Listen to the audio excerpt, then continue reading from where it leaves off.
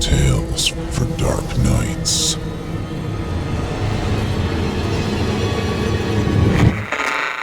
Want to make sure you never miss a Chilling Tales for Dark Nights video again?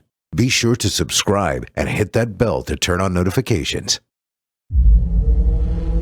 Chilling tales for dark nights.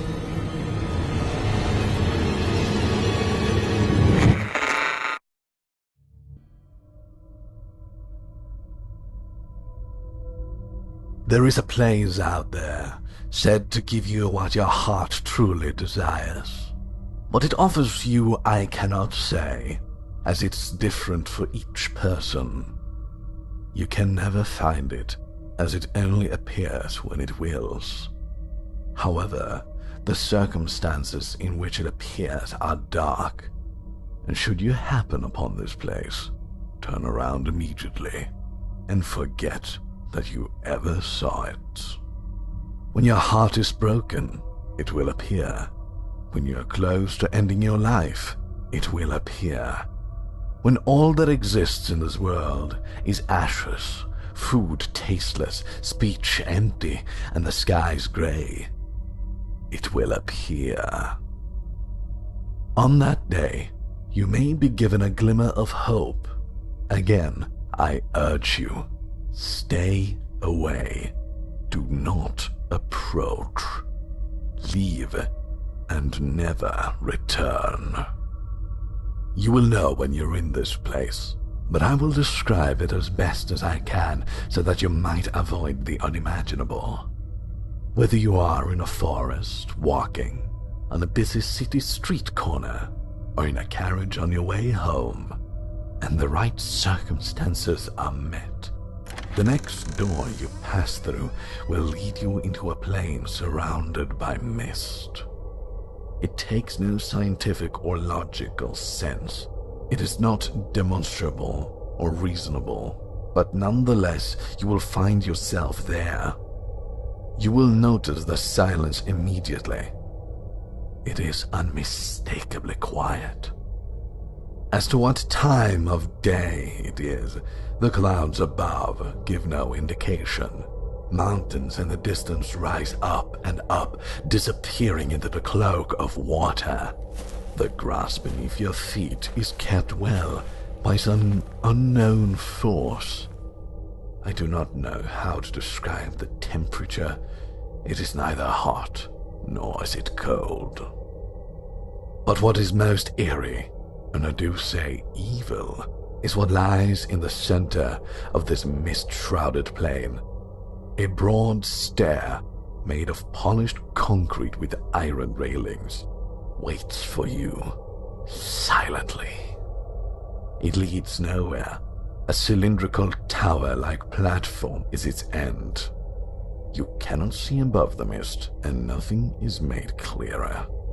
At the top of the short climb lies what your heart truly desires, at the top of the thing that will restore hope to you. Do not touch it.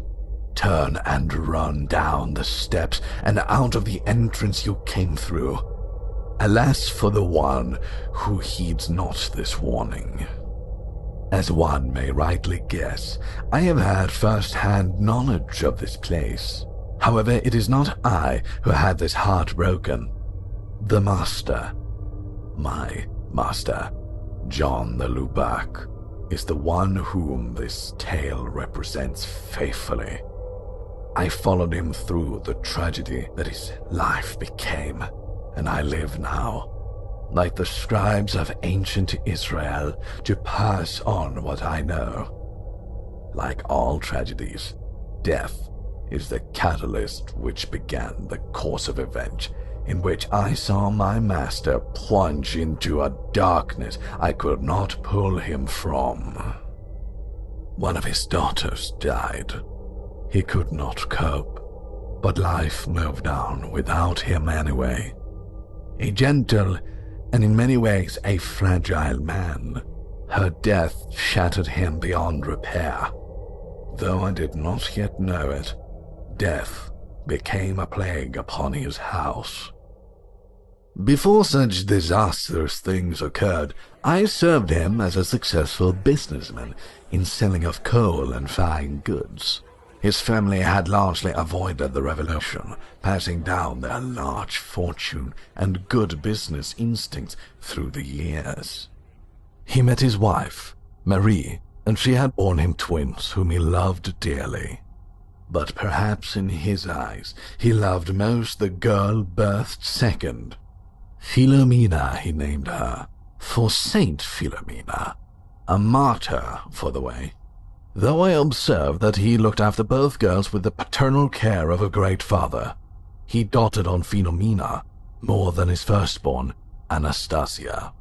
I cannot say what it was that caused such a distinction, for Philomena neither behaved in a manner much different from her elder sister, nor in a superior fashion to garner such attention. I have not lived the life of a father, though I assisted the maid-servants in their duties, working with the children on occasion. I have settled upon the idea that paternal graces fall more upon some, and less upon others. Death struck his wife first. After a cruel battle with influenza and a quarantine so strict that not even a priest was permitted to give last rites, Madame Marie gave up on her spirit. Heartbroken, Master de Lubac took to his study for a period of 2 days, neither eating nor drinking anything I brought to him. I besought him in the night of the second day, begging him to be with his still mourning and seemingly fatherless daughters. My efforts were not in vain, and he took to his children with efforts doubled, hiring a steward to handle his affairs and businesses, while he maintained a relationship with Philomena and Anastasia. Perhaps the decision to approach him that night was my biggest mistake. I began noticing how unhealthy his attachment to them became, how invasive he was of their studies, how protective he was of their daily life, hardly daring them to let them be outside to play or join other children for fear of their demise. He was ever observant, always present, clinging to their lives in a parasitic discombobulation of love. When I approached him on the subject, something I rarely decided to do, he became wild with fury. Are you insane? Should I leave them for a moment? The very worst could happen. Sir, you will smother them. How can they grow if the shadow of their father never departs? What could you know about it? Nothing, I should presume. I am a simple man, but I do know that all flowers need sunlight to blossom. My warnings went unheeded, and his obsession with his daughters now grew. As 3 years went by, the two of them, having reached 11 years of age, began devising crafty ways to slip away from their quarters unnoticed.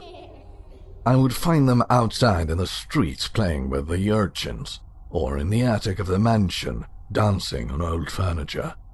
I found them once in a hospital, assisting the sisters with their work. Master de Lubac was furious, and would go into a rage whenever he discovered they were missing. He hired 10 more servants, with the sole purpose of looking after his daughters. A financially disastrous decision, to be sure, but he seemed to have disregarded all reason. When death came to Philomena, she was obeying her father's wishes.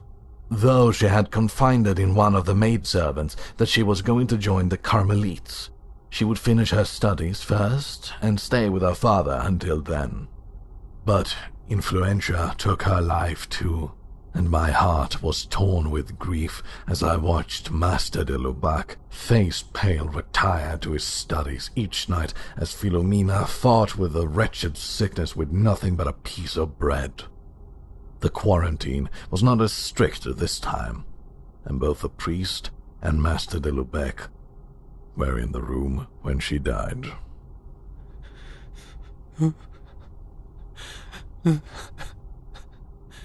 This was perhaps a mistake as well, because the tormented soul of my master could not handle such pain. It took the efforts of the priest, myself, and another servant to remove him from his daughter's room. When he refused to leave after 3 hours.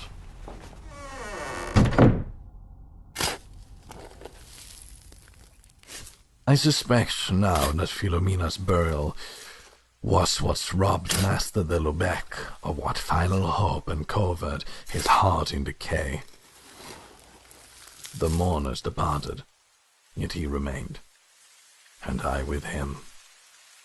I recall clearly how he stood underneath the shadow of the sepulchre, staring at the iron bars, which you could never penetrate in life.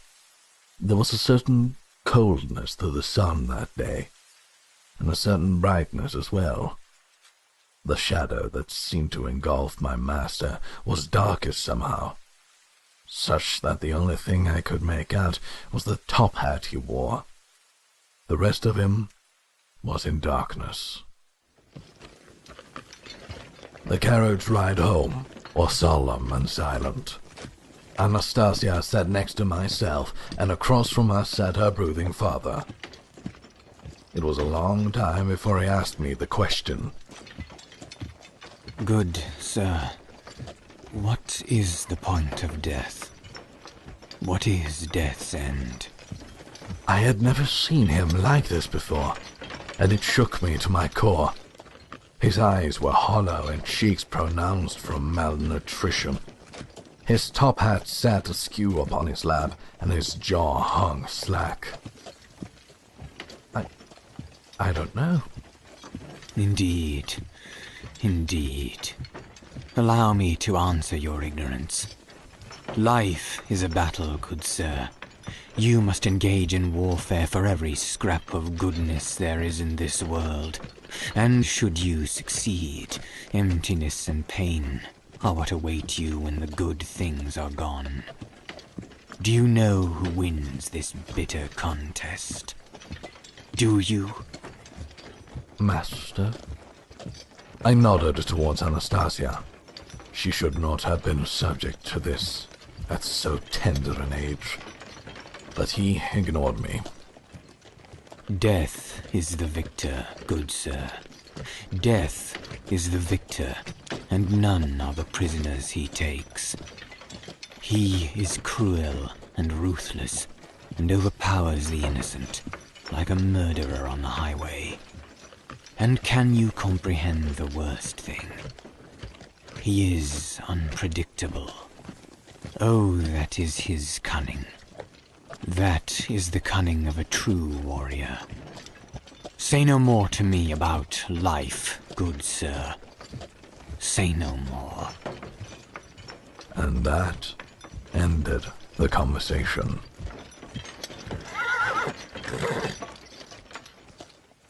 The carriage ride finished at his mansion, and he stole from his seat the second motion ceased.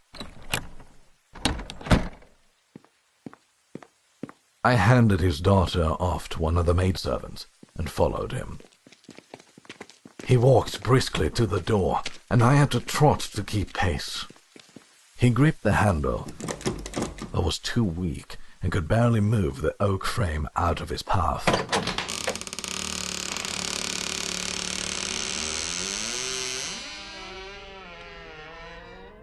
It was this moment that I caught him, and the two of us entered that horrid place. The door swung closed behind us, and I recall it took a moment for the two of us to gain our bearings. Master de Lubeck stopped walking and stood half-dazed. I halted a moment also, confused, but slowly gaining my wits. Where has the road led me?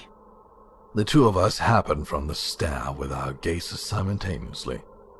It sat there, as I have said before, waiting for us. Or it sat waiting for him. Dread seized upon my heart as my wits returned to me. Master, we should leave this place. Mysteries abound in this darkness. Why not engage them? You're not well. Let me take you to your study. As I reached for his arm, he shook me away as a lord shakes away the arms of a beggar. He approached the stairs, moving as an old man, completely drained of his strength. His hands fumbled in his pockets and stopped at the foot of that evil marble contraption, staring up at its end. A bright light blinded us then, and when it had passed, I dare say I may not be able to describe what remained. I saw another doorway made of mist. Through this passage lay Master Dillobac's mansion, though it somehow was not the same household. I cannot say how I knew, but there was something off about the place. Something amiss that I cannot put my finger on to this day. My heart clenched when I saw what happened to be myself assisting Master Dillobach out of a carriage and disappearing through the mansion doors. I heard my master gasp, as suddenly, from the window, appeared Philomena and Anastasia, both alive and well. His hands clutched at the railing. I can save her! Master, wait! He planted a foot on the first step. Leave the girl be. You cannot have her back. Death is final and this is a facade. Come to your senses, I beg you. I found myself unable to grip his jacket when I tried to apprehend him. He in turn pushed me away with a strength I knew he had not. I fell to the ground, and before I could attempt a second time to stop him, he disappeared through the doorway, and it closed shut behind so that I could not follow. I cannot say how long I waited, with nothing but the silence that grew increasingly more dreadful. There was no wind. It was as if 1,000 silent voices were holding their breath. I was frightened for Master Dillobach, and terrified as I contemplated the possibility of never seeing him again. At last, the doorway opened again in a crash of light, which made my heart race. Master Dillobach came through, clutching the hand of Philomena. His face was vibrant, but the hand not holding Philomena's was shoved deep inside of his jacket pocket. The girl looked down on me with an innocence I knew so well, and she smiled when she saw me. She's saved. Silence. I will take Philomena to her room. With terrible purpose, I realized to what extent the master would have had to devise in order to hide the girl from those around us. You must understand, for such a thing like that cannot be explained. Could he say that he found the cure for death, or found the poor thing in her room, and claim it was a heaven-sent miracle? Would that a miracle be true? But I know now that heaven did not send it. What would he say to the papers about a daughter returned from the dead? Would the common man accept such findings? And yet, we accomplished our terrible task. We sequestered the girl in an unseen part of the mansion, and I was made to attend to her desires. We kept her room from the maiden servants, and even from her own sister. Philomena, for the first few weeks, was amenable and quite pleasant to serve.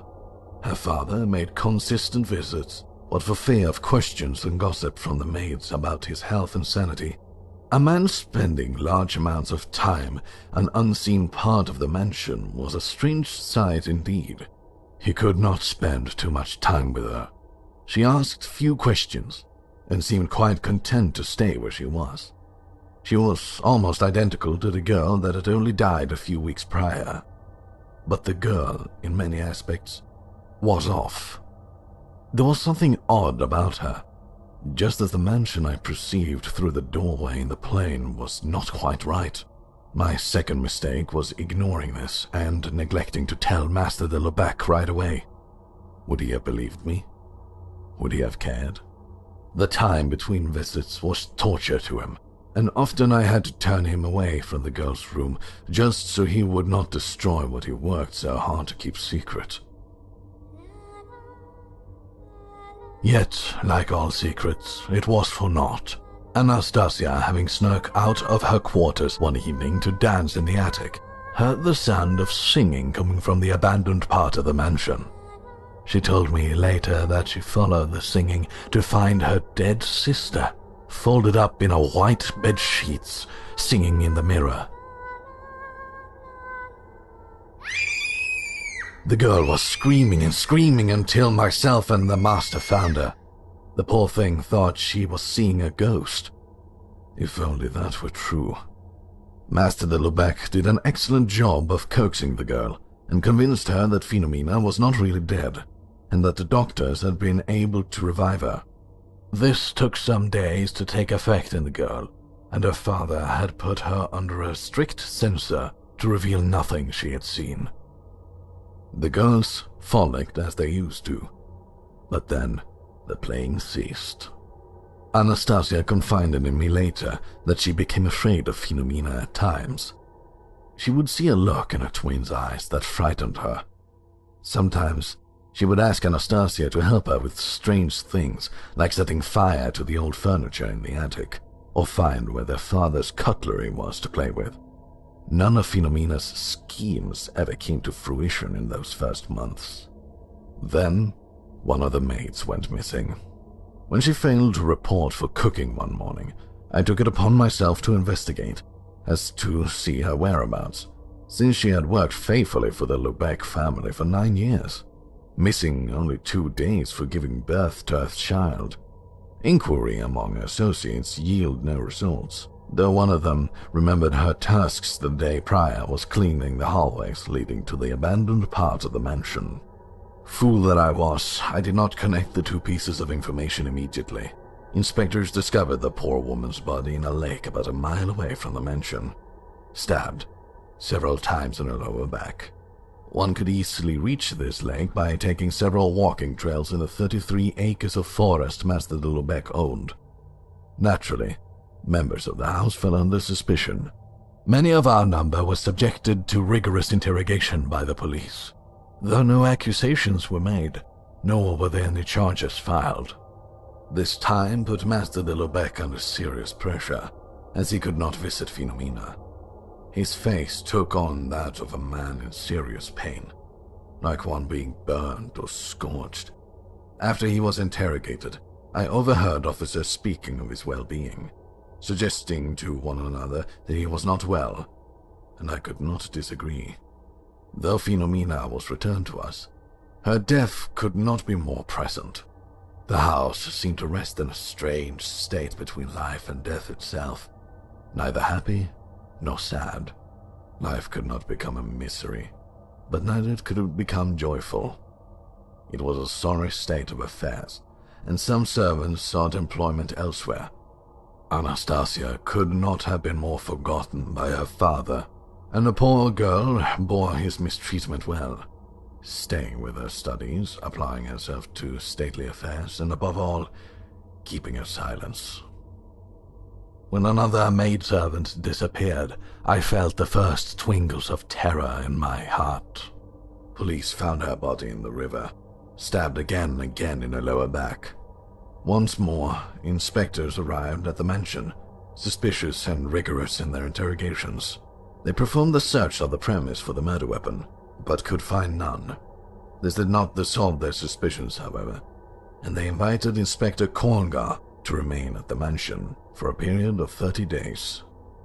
This sent Master de Lubeck into another fury, and I had to secure him in his study before Inspector Korngar could overhear. It's unjust! It's an invasion of privacy! Sir, you must understand. There's been 2 murders. It is only natural for them to suspect one of us. Who? Who could be so ruthless? Why has death not departed from my house? Sir, please, restrain your anger for a moment and listen. He took a breath and put his head in his hands. I took that as a sign to continue. I overheard the police talking, sir. Their evidence suggests that the angle at which the woman was stabbed means the murder is someone of short stature, perhaps 4 feet or less.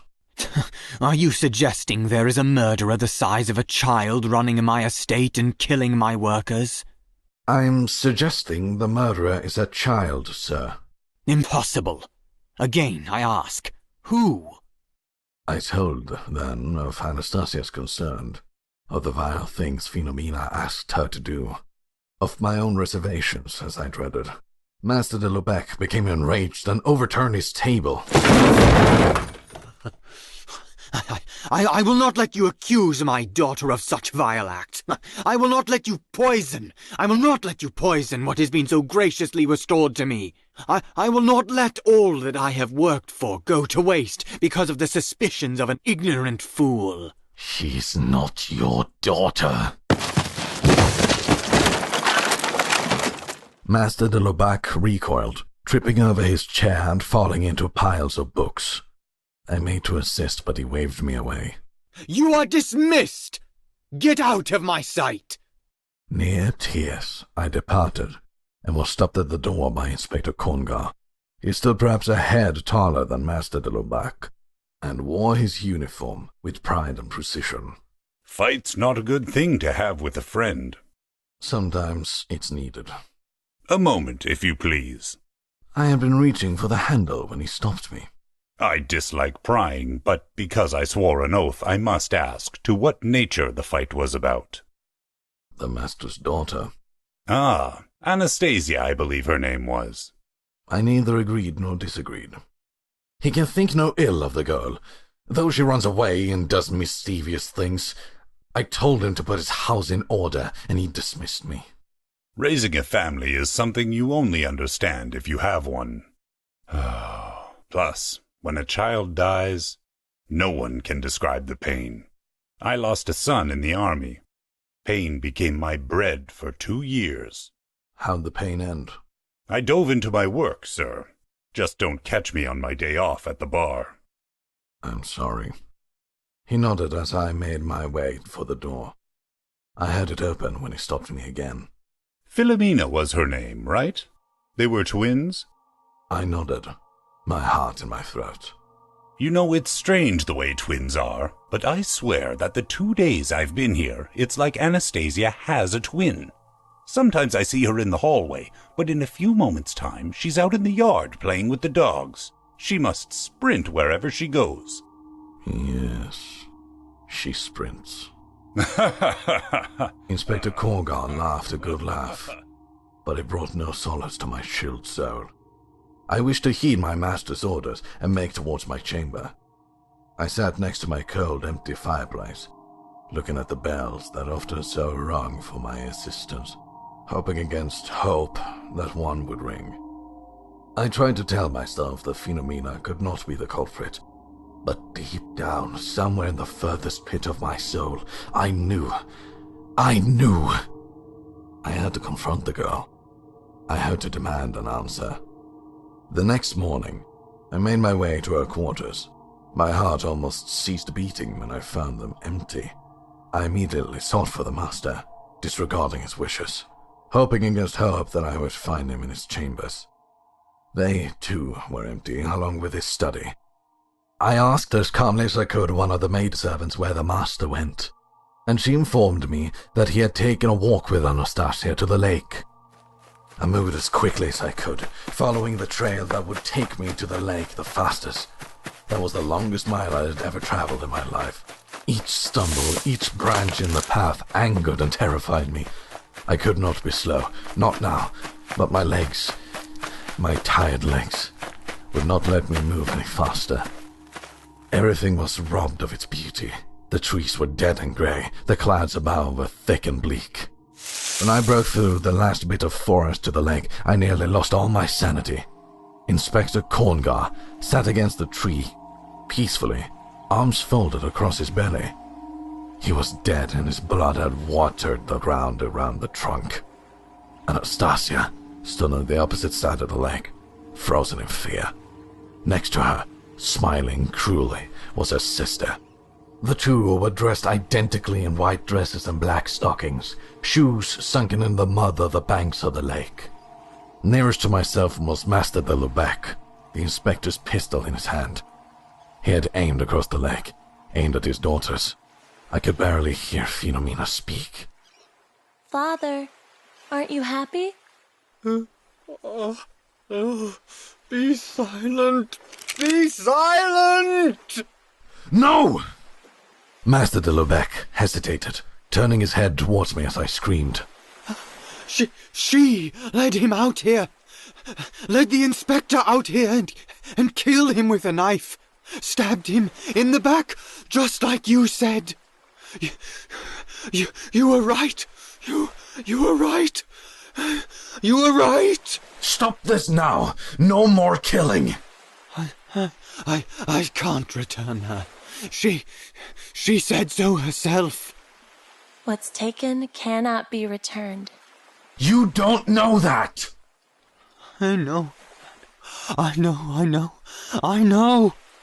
She is not lying. What have I done? Please, Master, I beg of you, put the gun down. I have to kill them both. Don't you see? I'll be free of my pain then. I'll be free. Free of all the pain. Free of the pain to love. I have killed before. I killed myself to get her. Don't you see? He wouldn't let me have her. So I killed him. He wouldn't let her go. So I killed him. He took aim then, before I could stop him, and fired a shot which hit Philomena in the chest. She spun and fell. Her back crashed into the water. Dead. She floated there, in the blackness of the tide, a wretched smile across her face. Anastasia, her eyes wide, shivered uncontrollably, but made no sound. I scrambled up on the banks, trying to stop him. His hands shook as peered down the barrel, and tears poured down his face. No, Master! No! I can't do it! I was 5 feet away from him when he turned suddenly to look at me. He put the gun on his head and I froze. Forgive me. Thus ended the tragedy of Master John de Lubac. I took Anastasia that day, traumatized and inconsolable, and raised her as my own. The de Lubac estate was sold, and the events recorded in the papers said that Master de Lubac was the murderer the police had searched for. They recorded that he had killed the 2 maidservants, Inspector Corngar and his own daughter Anastasia. Their reasons for suggesting so said that he could not cope with the death of his daughter Philomena, and was driven insane with grief. Why do I pen this? As I wrote earlier, so you do not make the same mistakes I did. But there's another reason. Anastasia, about a week ago, took ill and died. I have grown to love the girl, and I understand the love of a father. My God, my heart is broken. I cannot taste food anymore. Being without her is killing me, and I cannot escape that wretched stare. Every door I enter, I see it. Every time I open a door, it is there. My Lord, I hear it calling to me in my soul. I hear it asking me to go into that realm and take Anastasia. I have resisted. I have fought. But my bedroom door, I know what lies behind it. I can nary stay my hand any longer. Deliver me, O Lord, and forgive me.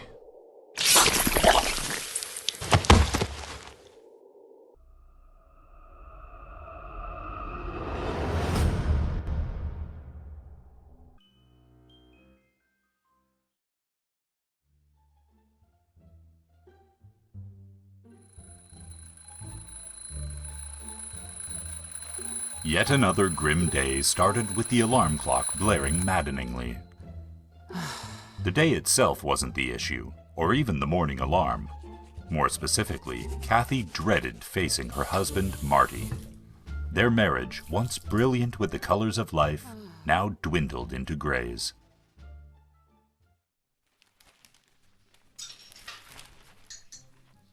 Instead of giving a politician the keys to the city, it might be better to change the locks.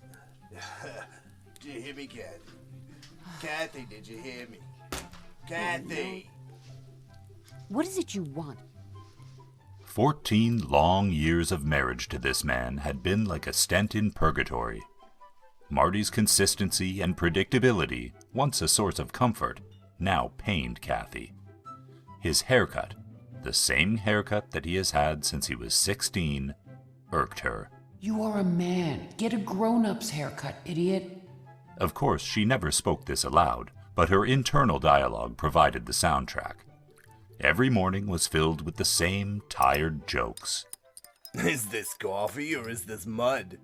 It looks like... Blah, blah, blah. Even his boyish smile, wide and toothy, infuriated her. What the hell are you so happy about? She wore a porcelain smile, choking back the urge to strangle him. He never complained or argued. Even when she tried to goad him into an argument, he kept the same calm demeanor. Show some emotion, you robot! She screamed in her head. Marty worked as an accountant. He was smart, Jeopardy smart. While they watched evening game shows, Marty would answer the questions a split second before the contestants. Who was I? When we left, Tony had control of the board. Tony, your category? U.S. presidents. Here's your clue. I was assassinated in September of 1901. Who was I? William McKinley. Who was Martin Van Buren? Sorry, Tony. The correct answer was, who is William McKinley? He wasn't always correct, but he usually was. Why don't you go on one of those shows and win us some money? Kathy often asked.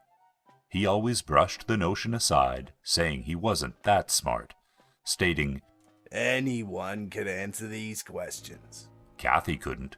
She found his modesty dishonest. He knows he is smart. She complained internally. He's just fishing for compliments. At this point in her life, Kathy couldn't stomach anything about her husband. Even the way he drank his coffee grinded on her nerves. She was sick of how he talked, sick of how he smelled. Kathy was sick of him altogether. Her only morning rest came after Marty left for work. Kathy would have 60 minutes of alone time before she had to leave to work herself. Goodbye, hon. See you later. The front door shut as Marty left, and Kathy exhaled deeply in relief. This morning, she decided to catch up on some light reading while enjoying some green tea. Well, she tried to enjoy it. Kathy didn't care for tea, but she read it was one of the only healthy things to drink besides water. The doorbell rang out. Oh no, that idiot came back. He must have forgotten his house key again. Why he insists on keeping it separate from his car keys, I will never know. She slumped out of the puffy recliner and lumbered to the front door, expecting her dull husband. However, on the other side of the door stood a thin man in a dark blue suit and matching fedora. He looked like he had come straight out of a Humphrey Bogart movie or something. His pencil-thin mustache danced on his upper lip as he spoke. Hello, madam. I am hoping you can spare a moment to hear my proposition. Normally, the door would be closed before a door-to-door salesman's first sentence was out, but Kathy was caught off guard. Kathy composed herself for a moment. I am not sure what you want, but I am not buying anything. She spoke her well-rehearsed line. Besides the salespeople and the religious zealots, she typically had to fend off charity workers and Girl Scouts. Those damn cookies go straight to her thighs. My good madam, I have no intentions of selling you anything. Now I will be quick, as I know you have to get to work. He smiled at her with a wink. The man brushed her aside as he strolled into her living room. Wait, who said you could? Hey, how did you know I had to? Kathy stopped talking. She couldn't finish her sentence. She was flabbergasted. Yes, she was flabbergasted at the gall of this man. The man sat in her recliner and sipped her tea. Nasty stuff, this tea. Is health really worth it? He laughed. Please sit, Mrs. Miller. We have much to discuss. Who do you think you are? Kathy dashed over to her kitchen counter to pick up her cell phone to call the police. Where did her phone go? She left it charging this morning on the kitchen counter. A whistle rang out from the living room, where her uninvited guest waved her cell phone back and forth between his thumb and index finger. Mrs. Miller, please. I would like to get down to business. How? Confusion caused her head to hurt. Could this really be happening? How? That is easy. 'Tis but a little sleight of hand, a little hocus pocus. The man shook his hand, and the phone disappeared. Mrs. Miller, if you would like me to leave, just ask. Please leave. She scowled as she pointed to the front door. And give me back my phone. He let out a sigh. All right. All right. Although it is a shame we didn't talk about your husband's unfortunate accident. He rose from the puffy chair and turned to the door. Wait. Kathy didn't realize she said the words until they slipped by her lips. Did she really want to talk to this man? She then noticed his eyes. Something was wrong about them. He had no irises, just pupils swimming on white globes. And she could swear for a brief moment his teeth were all filed to points. So many things seemed wrong with this man. Although she doubted man was the right term. Every fiber of her being told her this creature was no man, and to run. But deep down, she knew she had to hear what it had to say. She just had to know. He grinned as if hearing her innermost thoughts, and spun on his heels to face her. Now we're being civilized. Shall we sit? He gestured toward the couch. Oh, and your phone is in your front pocket. He gave a nonchalant wave towards Kathy. She felt the outside of her pocket, and her fingers slid over the outline of her phone. It hadn't been there a moment before. Kathy sat on the edge of the couch, her hands cupped on her lap. Relaxing was not an option. You may call me Mr. Sticks. He reached over to the end table and picked up a framed picture of Marty and Kathy. What a fine-looking couple you make. His grin widened. Kathy could feel the warmth of her cheeks as her anger rose. What is it you want, Mr. Sticks? It is not what I want, but what you want. He set the picture back on the end table and straightened it a couple of times until it was exactly where he first found it. He pulled a handkerchief from his pocket and wiped off his hands as if he had just touched something distasteful. You have a relationship problem. I'm offering a cure. I am offering to end your marriage without any messy divorce or splitting of the assets. In fact, with the insurance policy you already have on your husband, you can live comfortably for the rest of your life. He leaned forward with his hands together. Sound interesting to you, Mrs. Miller? She regarded his face for a moment. His face was narrow, with high cheekbones and a pointy nose. He seemed almost cartoonish. How do you know I have relationship issues? Good madam, knowing things is my business, like when you were 8 and let the neighbor boys see up your skirt. Quite the exhibitionist. He winked at her from across the room. Are you the devil? Her eyes widened. Why, madam, you flatter me. His voice had a delighted tone. I assure you I am not, but I do represent him. The boss can't be expected to handle every matter that comes across his desk. Why are you here? And why me? Her voice was shaking. To help you, of course. He tried to sound reassuring. You know another client of ours, so while I was in the area, I wanted to offer our services to you as well. But I don't know anyone whose spouse was killed. Exactly the point. He interrupted. We wouldn't be any good if everyone knew about it. Mr. Sticks regarded the overwhelmed look on Kathy's face for a moment before speaking. Let me cut to the chase, so to speak. We are offering to kill your husband and end this travesty you call a marriage. You, my dear, get the freedom you desire. Kathy contemplated. But why was she contemplating this? Was life really that bad? No, she couldn't continue. She had to do something. Why not just leave? Why not divorce him? She loved the house. She couldn't leave it. Was it really this easy? Yes, it is, he said, interrupting her thoughts again. You can choose to not accept my proposition, Mrs. Miller. You are under no obligation. However, perhaps I should show you your future, should you decide to pass on my offer. He closed his eyes and raised a hand. A moment later, the vision started. There was a flash of light, and Kathy woke in a large movie theater sitting next to Mr. Sticks. He munched on popcorn, looking up at the screen. Kathy began to ask what was happening, but Mr. Sticks shushed her and pointed to the screen. She moved down a couple of seats away from him. Being that close to him unnerved her. He chuckled to himself, for this was not the first person to squirm in his presence.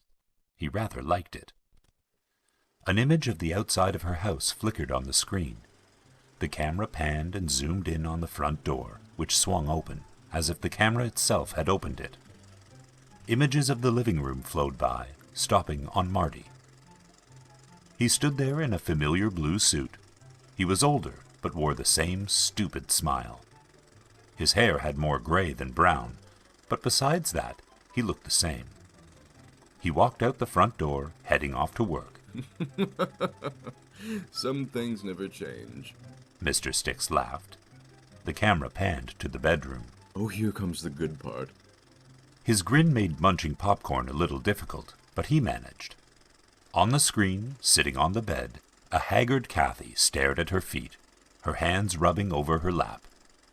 Tears rolled down her cheeks as she began to sob. You never leave. His voice actually sounded sympathetic. You still complained and talked about leaving, but year after year, no divorce, no leaving, and no freedom. Kathy felt tears rolling down her cheeks. She looked so old on the screen compared to how Marty had looked. Her heart sank. And then there's this. Again, Mr. Sticks pointed at the screen. Kathy glanced at Mr. Sticks and then looked back up at the screen to see her older self pick up the object from her lap. What was that? In horror, Kathy watched her older form fall limp. Blood sprayed against the walls. All breath left her lungs. Panic struck her, and she began looking around for an exit. The theater spun. Her eyes could no longer focus. She needed to escape. Mr. Sticks snapped his fingers, and they were back in the living room. Kathy felt her head, making sure she didn't have any new holes. She glared at Mr. Sticks. You bastard! How could you? That is the future you create, not me. I am your only option to avoid that unfortunate fate. He tried to look sympathetic, but that emotion was lost on him again. So if I decide to accept your offer, I will avoid that future? You mean you won't swallow a gun barrel? That I can promise.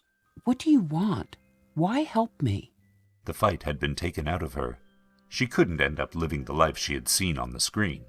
The cost. It always comes down to that, doesn't it? Mr. Sticks crossed his legs and folded his hands in his lap. The price is your soul. He tapped his two index fingers together, awaiting a response. You want my soul? I can't do that. You are not one of those religious sorts, are you? Mr. Sticks rolled his eyes. You humans have the whole idea wrong. This is a game, a bet between two rivals. Just because you win a hand of poker doesn't mean you keep the cards, does it? He opened his folded hands in a sign of trust. Your soul isn't really yours to lose. It is just a tally on a scorecard for bragging rights between two immortals. Kathy was at a loss. All of existence is a bet? Mind-blowing, I know. Believe it or not, we all work for the same team. Besides, what choice do you have? She took a deep breath and nodded her head. How do we do this? A great relief came over her. There was light at the end of the tunnel, and she could smell her freedom. Here is your contract. He pulled out a scroll from inside his coat pocket. I know the scroll is a little old school, but we got them in bulk in the Dark Ages. Besides, why not stick with the classic? He handed the scroll to her. To sign, just stick your finger at the bottom. Kathy pressed her finger on the bottom of the scroll. A red dot formed beneath her finger and began to spread. She quickly pulled her finger away and noticed blood coming from the tip. Now, that wasn't so bad. Mr. Sticks rose from the chair. Anyone can fake a signature. That's why we require blood. He reached over and snatched the scroll from her hands. I will take that. Now, let me give you a receipt. Receipt? Why not? Kathy was far beyond puzzled at this point, so she just decided to go with it. Of course, many people tend to pass this offer off as a dream, so we offer a reminder so they won't forget. You're not going to brand me or something like that, are you? Her voice shook. What? He sounded truly surprised by her query. Madam, we are not animals. Of course you will receive a paper receipt. He pulled out a small square of paper, the same parchment as the scroll. One final question, Mrs. Miller. His end. Should he suffer? He tapped a pen against the small piece of paper. On a scale of 1 to 5, 5 being skinned alive with a butter knife, and 1 being sudden heart attack. Of course, these are just examples. Each death is customized for the individual. Kathy paused to think, but Marty's face appeared in her mind. That smug smile. Let's go with a 3. She didn't want to be cruel, after all. 3 seemed like a reasonable number. Mr. Sticks scribbled 3 vertical lines which crossed at a point a quarter of their length. He circled the intersection, making it look like a crudely drawn bunch of wheat. Don't judge the artwork. We wouldn't want everything spelled out. No need for evidence to be found just laying around. He slyly smiled and handed the receipt to her. This matter should be resolved for you in the next month, give or take a few days. We like to leave it as a little bit of a surprise. In the meantime, live as you normally would. Now you have a good day, Ms. Miller. I imagine you and I will not speak again regarding this arrangement. And with a wink, he was gone. No need for pretense any longer. Using the door was no longer necessary. Kathy decided to fake a headache that day and phoned in sick to work. A long bath was in order with her favorite candles.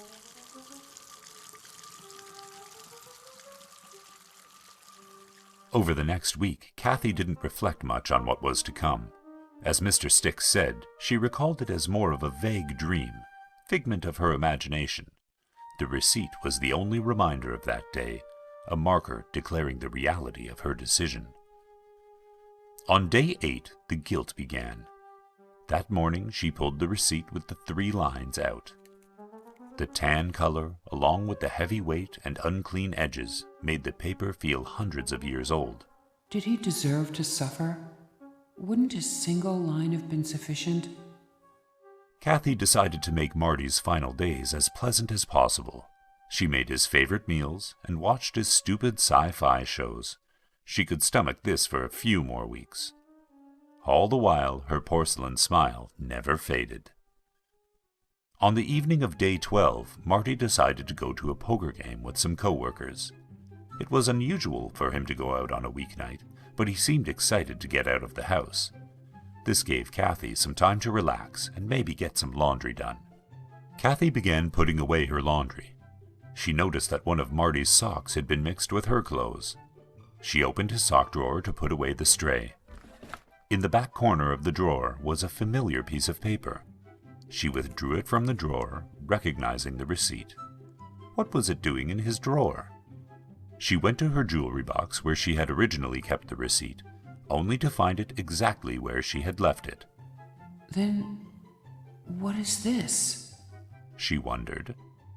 She unfolded the parchment. Sure enough, it was a receipt, with scribbles and marks similar to her own. At that precise moment, a voice from over her left shoulder whispered in her ear, I see you found Marty's receipt. Kathy clutched her fist to her chest, but dared not turn around. She knew who was behind her. Gone were the blue suit and pencil mustache. Behind Kathy stood what was once Mr. Styx. A vision of his skeletal body wrapped tightly with brittle, dry skin, exposed bones, and fiery eyes. She dared not turn and face him. The vision told her as much. You see, Marty sought me out weeks before you and I met. She felt Mr. Styx's bony fingers on both of her shoulders, his long nails sharpened to jagged points. Tough luck. He opted for 5 lines. Don't worry, my dear. I will honor my side of the agreement and pay Marty a visit soon enough. She could hear the crackling of his skin as he smiled. A deal is a deal. Now shall we begin? His bony fingers dug into her shoulders. It is all right to scream.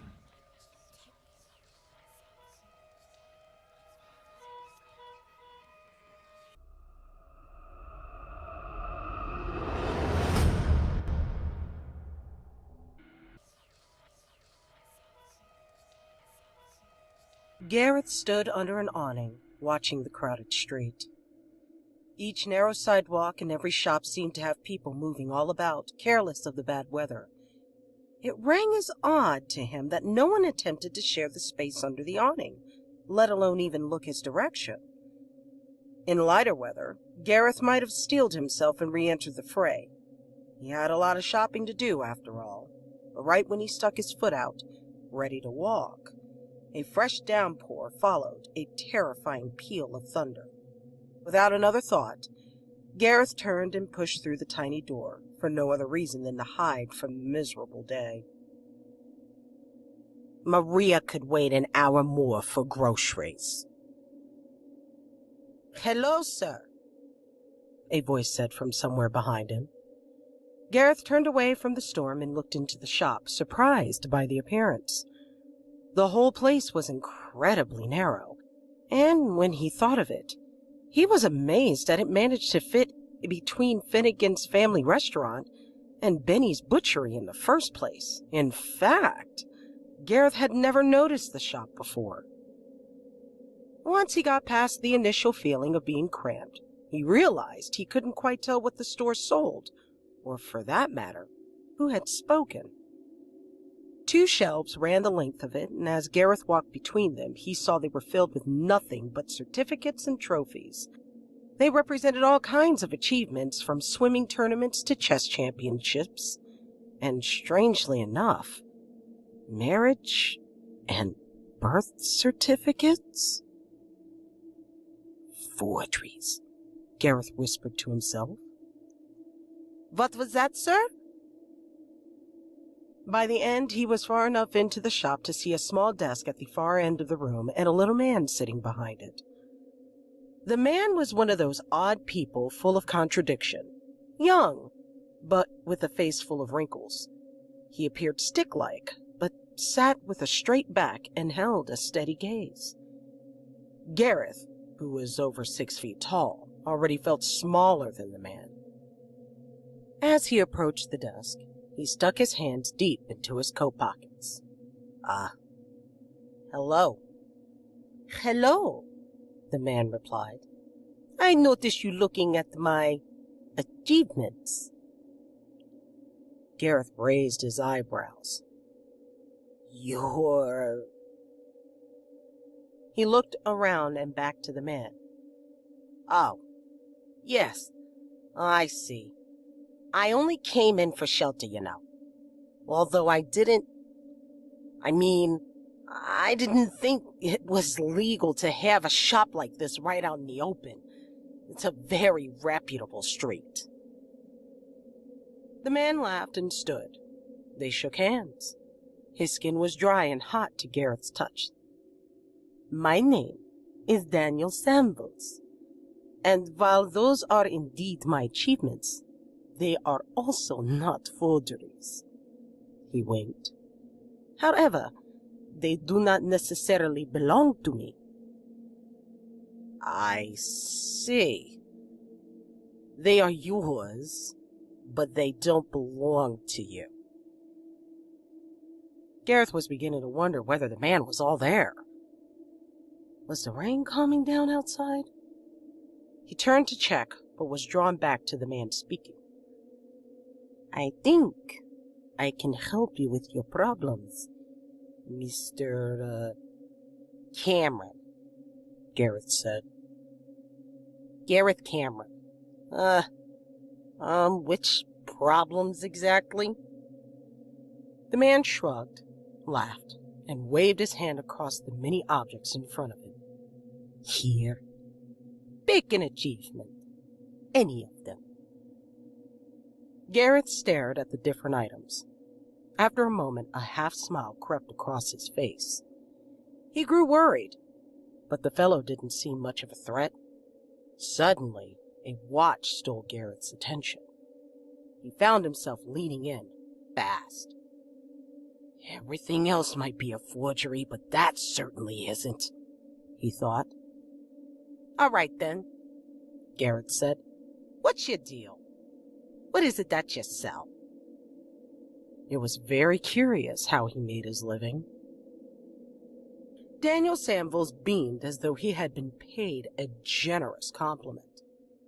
Well, Mr. Cameron, I'll do what anyone with a good product does. I'll show instead of tell. If you like what you see, you can choose to buy or walk away. Although, he added, leaning over the desk, between you and me, you'll buy. I'll bet on it. I see, Gareth said. As far as he could tell, it was a forgery business, and in that case it was madness to associate with fake goods. Imagine a lawyer, of all people, being caught in such a place. But there was no one around, and he was curious. He nodded. Excellent, Daniel said. He turned and opened a rickety door to his right and entered without so much as a glance to see if Gareth followed. Gareth looked over his shoulder, but the people outside continued to walk right by the shop without a single cursory glance. He had a feeling the place didn't get much business despite the big shelves of achievements. He followed the man through the door. The room held nothing in the way of furniture except a wooden desk in the middle of a chair on either side. The wall opposite was hidden behind a brown curtain, and the wall to the right held more shelves of certificates and trophies. Those are my more prized possessions, Daniel said, making his way around the desk. Daniel opened up the top drawer and took out a single die and a silver coin. He laid them down in front of Gareth, grinning. I'm not quite sure I see, said Gareth. Then I will put it as simply as I can, Daniel said. You give something to me, and I give something to you. We can start by flipping the coin, or, if you're suspicious, you can use one from your pocket. Gareth reached into his pocket and drew a coin. This? Yes, whatever. Now, that's a normal coin, so if you flip it 10 times, roughly 5 will come out heads and 5 tails, correct? Yes, I'd say so. Now, I'm telling you, if you give me something, I can make it land tails every time, or heads if you prefer. And it only needs to be a small something, since I'm only giving you a small something in return. Understand? I think so, Gareth said hesitantly. What exactly do you want for me to do this magic trick? A fingernail. A fingernail? Anyone will do. Your pinky, even. I don't see how that will... No. I'm sure you don't, Mr. Cameron. But that wasn't the agreement, was it? Well, Gareth thought, it is only a fingernail after all. Okay. It's a deal, he said at last. Daniel drew a pair of nail scissors from the same drawer. Allow me. Gareth put his hand forward warily, and Daniel snipped the fingernail with practiced ease. He caught the tiny crescent in midair, and then dropped the clippers back into the desk. Go on, then, Mr. Cameron. 10 times. All tails. Gareth raised his eyebrows and flipped the coin once, twice, 3 times. All tails. He had checked beneath the desk for some kind of magnet and found nothing but rotted wood. Gareth flipped his coin again. 4, 5, 6, 7 more times. He flipped it differently each try, but it always came up tails. He checked to see if Daniel had somehow exchanged it for a 2-sided coin and was disappointed.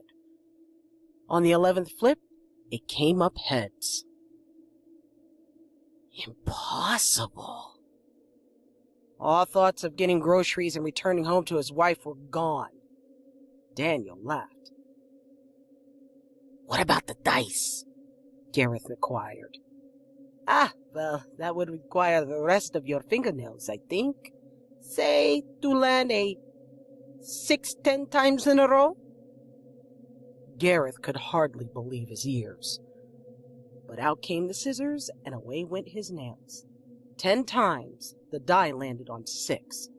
By the time the final die settled, Gareth felt like a man in a dream. It was, of course, a brilliant magic trick. It's a trick, then, isn't it? Daniel sighed. We can go on all day, Mr. Cameron. You can bring me dice or coins of your own, but then we do it with your toenails. You can have the room analyzed for devices if you would like, or the easiest way, we could bring up the stakes to the point where faking is impossible. Like what? You tell me. You name something you want, and I will make it happen, if you pay the price. And what exactly is the price based on? Gain. The more that is gained, the more that is lost. Gareth looked around the dusty room for ideas and found none. Then, at last, it came to him. My groceries, he said. Make them appear, right here. Everything on the list. As he spoke, his hand delved into his pocket, found the list, and scrunched it up as though he were afraid Daniel might read it through his coat. Daniel simply nodded, and his eyes rolled up for a minute, as if calculating a few minor equations. Yes, a good choice. Impossible to fake, but without too much gain. I think I will need the tip of any extremity. Your choice. And only the very tip. You understand? Almost nothing at all. Gareth put his hand on the table. This would be the final experiment, and if it didn't work, well, he thought the tip of a finger would be worth it for the show he'd been given, bizarre as it was. Daniel whipped a scalpel from his coat pocket and took hold of Gareth's pinky. Gareth forced himself to watch, resisting the urge to pull away. Daniel whipped the scalpel through the end of his finger with frightening speed. Gareth pulled his hand back and clutched it, waiting for the instant of pain to pass. A shiny oval of blood now sat where his fingerprint used to be. Well, I suppose that wasn't so bad. Daniel gestured behind Gareth. For a moment, Gareth didn't want to turn around. He was certain there was nothing there. He'd been tricked by a sadistic madman. And who's to say Daniel wouldn't attack him as soon as he turned his head? But he turned, and there the groceries were, in a neat pile of plastic bags, just by the door. Breathless, he pulled his shopping list from his pocket and touched every item while Daniel chuckled. When Gareth was done, he shook so badly he fell back into the seat. He didn't dare take his eyes from the bags, as though they might disappear at any moment. "Are you satisfied, Mr. Cameron?" Daniel said, with only the slightest hint of impatience present in his voice. Now Gareth understood the shelves in front of the shop. They were achievements bought from this man. He must have copied them as a way to advertise, or perhaps, he thought, so a customer could walk the shelves, choose an achievement, and buy it using a piece of himself. Gareth's mind reeled with the possibilities. The potential of what he could accomplish became overwhelming. That's it, he thought. I have it. My whole life. Everything I ever wanted. It can all be mine. In a strange ecstasy, Gareth took off his left shoe and sock, leaned back in the chair, and slammed his foot on the table. What can I get for these? He asked, wiggling his toes. Daniel threw his head back and clapped his hands, laughing with seemingly genuine amusement. Now we are talking my language, sir. He stood up and walked over to the brown curtain. In one easy motion, Daniel swept the curtain aside. Gareth saw a surgeon's armory hanging, from pliers to cleavers, razors to bone saws. Everything one would need to dismantle a human body into 1,000 pieces. For a second, Gareth felt terrified, but then he remembered that this was a business deal. The man had honored everything thus far, and while what he wanted as payment was bizarre, no one could say he hadn't delivered. Daniel took something from the wall that looked like a brand new pair of hedge clippers. He set the clippers on the table and folded his hands in front of him, smiling widely. Yes, Daniel said.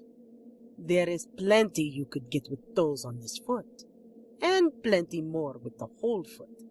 But it is better, I think, if you name your want, and then I name my price.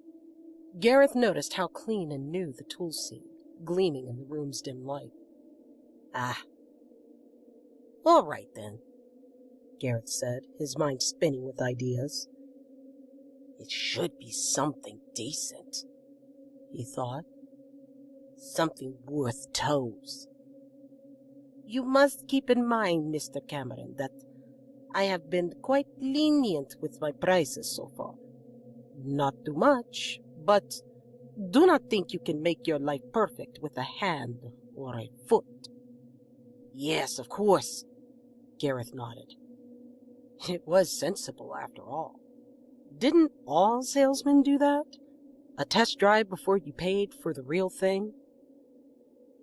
I would like to win the lottery, he said, slowly, knowing he was pushing his luck.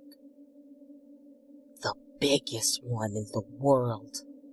The biggest jackpot, I mean. Whatever it is.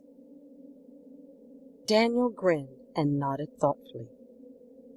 This I can do if I take all of your toes. Gareth stared.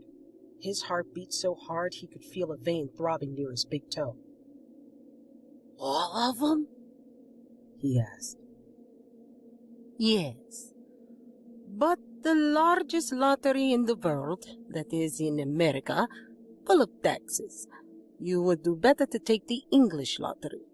It will be easier to claim your prize, and the money you get is still 160 million pounds, tax-free. That's 60 million pounds per toe. Daniel watched impatiently. The silence dragged on. Gareth turned and looked from the piles of shopping bags back to the man. "I'll do it," he said, almost whispering. No sooner had he said the words did 3 of the toes disappear, and the pain struck him like an iron club. He fell from his chair, but Daniel kept one impossibly strong hand on his ankle as he worked his way down his foot. The blades cut through his last 2 toes an instant before the clippers snipped shut. Terrible popping noise accompanied the departure of each, followed by the soft clicks of them landing on the wooden floor. Gareth squeezed his eyes shut and let out a scream that must have rattled the front windows. In his agony, he forgot that he promised Daniel another 5 toes. Daniel didn't even bother to take off Gareth's right shoe, but instead, he walked around the table and cut right through it, severing all 5 toes in a straight line, and taking a good part of his foot as well. All of it fell onto the floor, a chunk of flesh and blood, mingled with leather and fabric.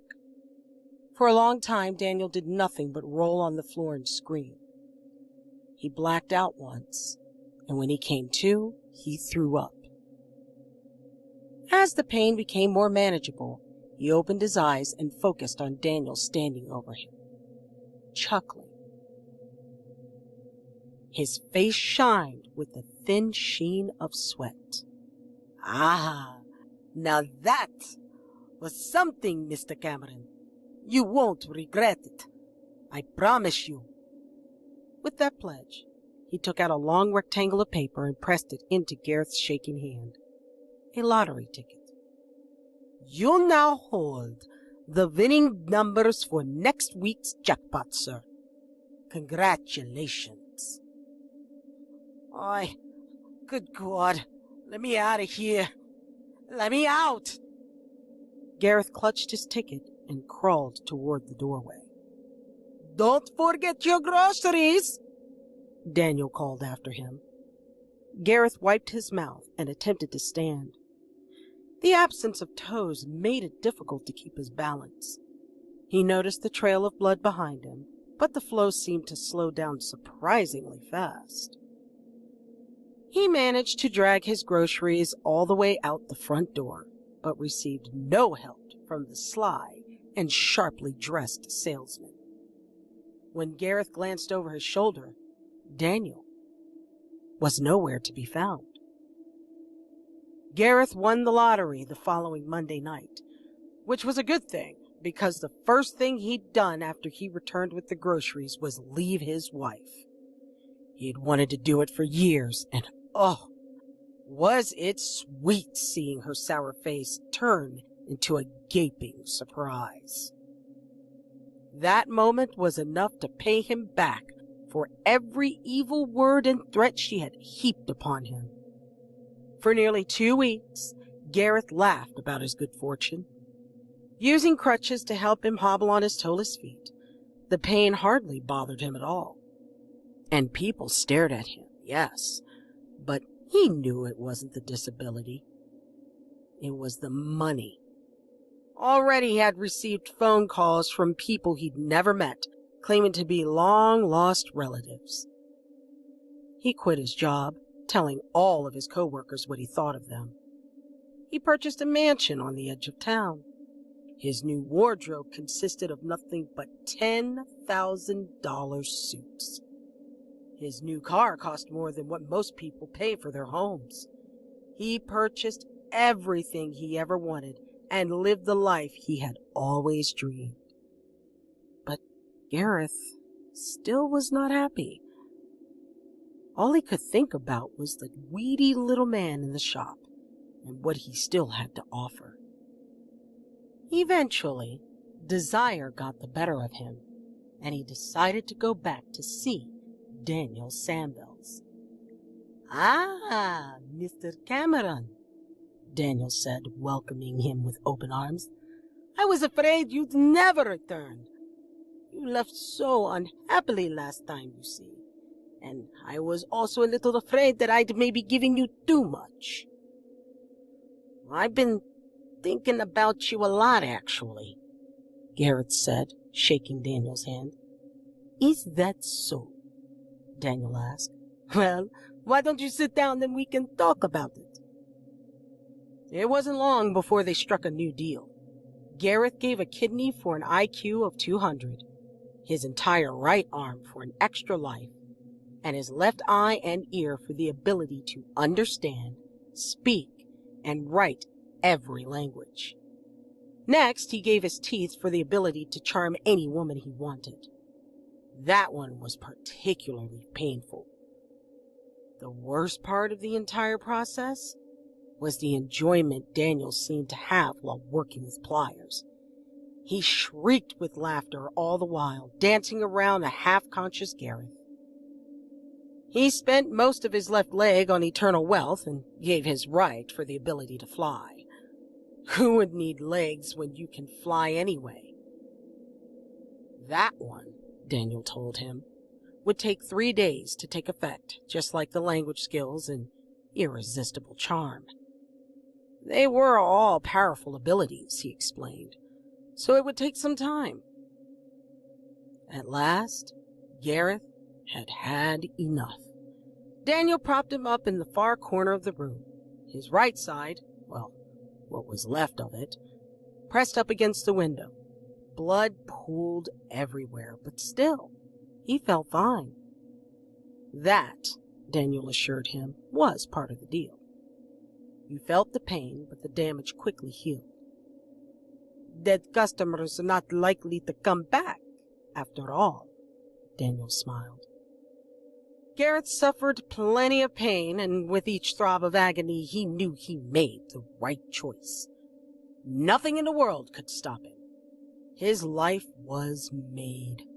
In a matter of weeks, he would become the most powerful man alive, the richest, the most charismatic. He watched Daniel wipe the bloody tools clean and place them back behind the brown curtain, humming as he went.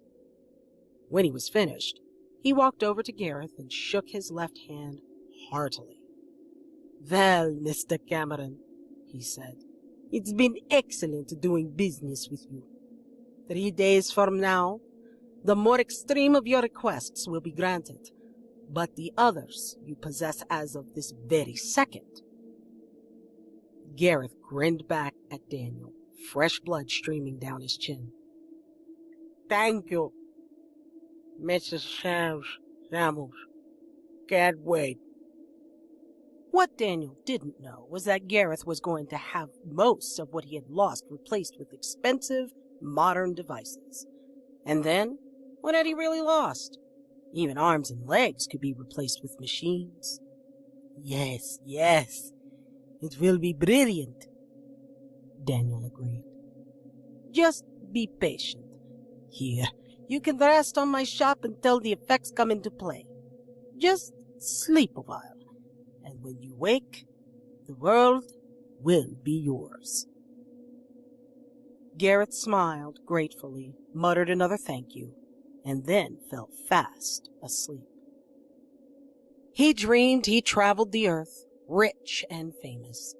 He experienced every delicacy, every adventure that the world had to offer. He dreamed of becoming a president, of stopping wars, and of becoming a legend. When he woke, he saw a long rectangle of gray sky above him. He sat up, with much difficulty, using his stump to push himself against the wall. On either side were 2 moldy walls, an alleyway. Gareth frowned. It was all very well if Mr. Samuels hadn't wanted him lying in his shop, but did he really had to dump him like trash? He crawled like a lopsided tortoise to the end of the alleyway, disgusted by his surroundings. Mold and garbage, he thought as he pushed along. All he needed was to flag down a taxi and get back to his mansion. Luckily, all of the bleeding had stopped and his wounds proved to be healed. But when he reached the pavement, he realized that no taxi would pick him up in his current state. Everyone who saw him crossed the road or completely turned around and walked the other way. Gareth tried asking a man for help, but his lack of teeth rendered the words incomprehensible. The other man stared ahead and walked past, but not before dropping a few coins at his feet. Fool, Gareth thought. I'm infinitely rich, not a damned beggar. When he turned back to the alleyway, his heart nearly stopped. Benny's butchery sat on one side, and Finnegan's family restaurant on the other. He was right where Mr. Sambles had left him, only the shop had vanished. Gareth wondered how long he'd been asleep. Obviously, less than 3 days, since he couldn't fly yet. He still had infinite wealth, a second life, and an IQ of 200. He just needed to get back to his mansion. But no one would help him. For 3 days, he kept to the alleyway, begging and snatching the discards from Benny's and Finnegan's dumpsters, and waiting for his powers to arrive. His mind traveled to the things he would do when he received what he had paid for. The first step would be having a shower, and then a good meal. Then he'd charm a woman or two. The thought made him laugh. The third day came to an end, and so did the fourth, and then the fifth. The truth settled in, and he began to beg in earnest. Gareth remained in the alley, waiting for Daniel Sambles to come back and give him what he was owed. If you paid him enough coin and had a good ear for his toothless speech, you might hear a decent story in return. It's not a likely story, maybe, but it's a good one, and it even has a moral. Quit while you're ahead, Gareth would say. A few fingers or toes, and then eat forever. If you can do that, the world can be yours.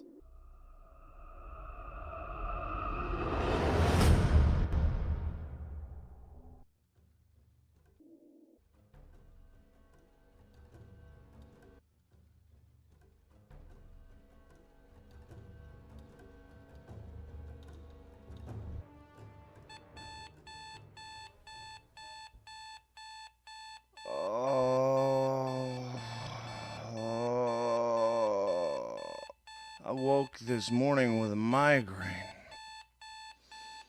I'd never had a migraine before, so I must say it's quite the experience. I could barely think. The pain was agonizing. Alas, I found no way to make the pain subside. It does not seem to want to go away, and my right eye felt as though it needed to escape my head. If things keep going the way they are, it just may. When I woke, I was on the floor of my apartment. Place I'm not accustomed to waking. The world around me seemed to plot against me every moment. Everything seemingly in my way. Even my body seemed resentful to my need to stand.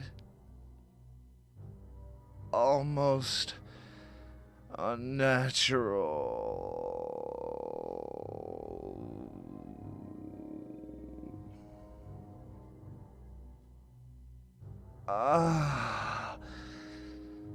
I was born a man, not a rock. I have a need to get about and do things. It is my right as a functional creature that I should be able to move properly.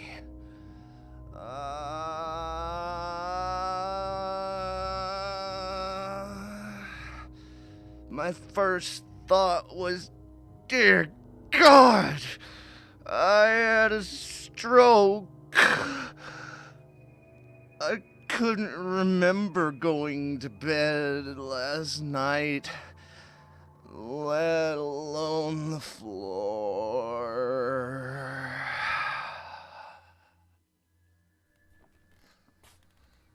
My feet trembled violently, protesting my will to stand up. The trembles flowed from my legs and into my body. This all made no sense. I felt as a neglected machine being started after years of non-use. Now, on my feet, I figured I needed to get to a hospital, so I made my way, although it was slow going, to the phone. I tried to flip open the cell, but it kept slamming shut. The dexterity was lost in my fingers. I could move them a little, but no longer could I wiggle my fingers freely or make a fist. After several more failed attempts, I gave up. The hospital is 10 blocks from my apartment. Although most likely ill-advised, I decided to walk those 10 blocks. Really, I had no choice in the matter.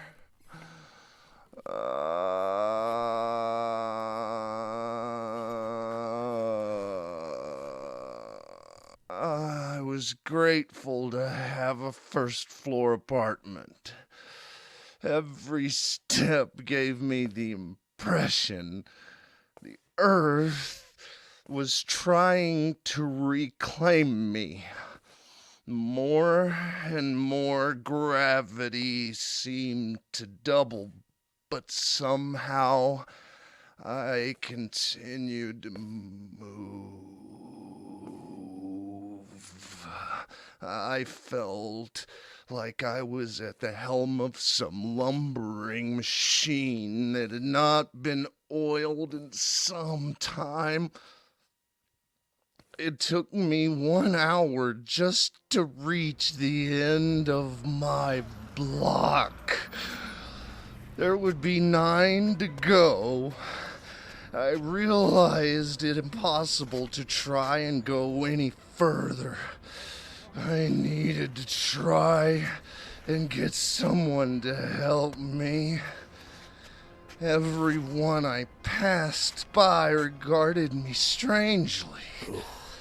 It was the look I had used myself on occasion. You're disgusting. It was a look of detached disgust.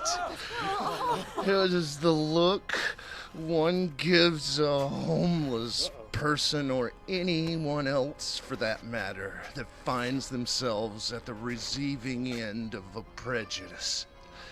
I have no problems with most people, but I have stepped over 1 or 2 homeless people in my time.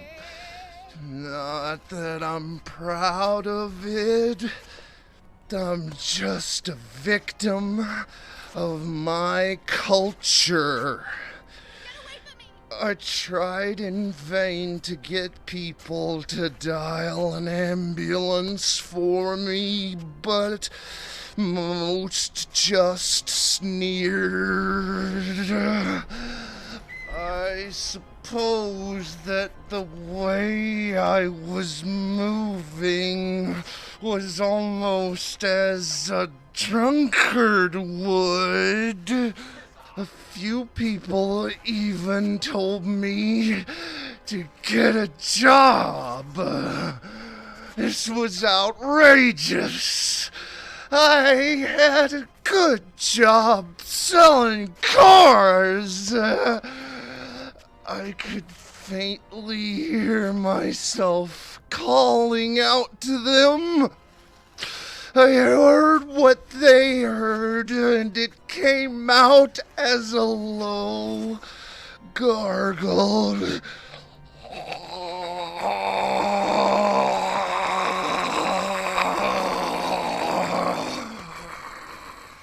Instead of the "please call 911, I'm in serious trouble" that was in my head, I turned.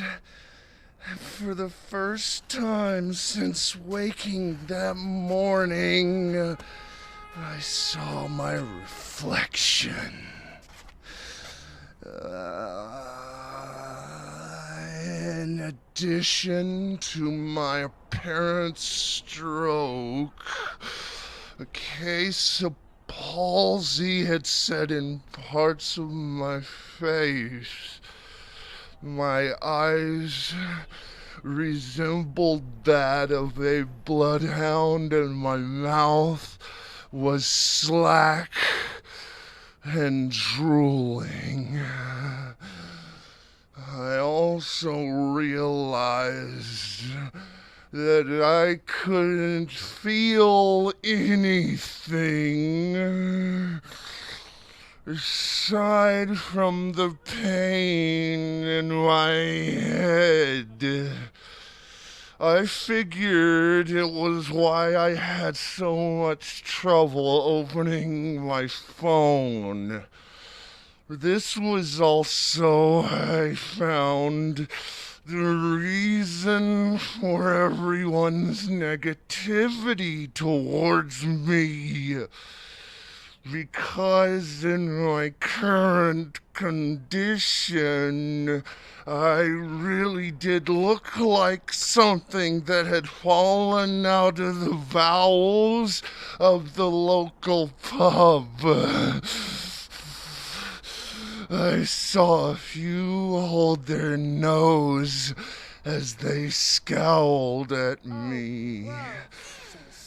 Then there was the smell.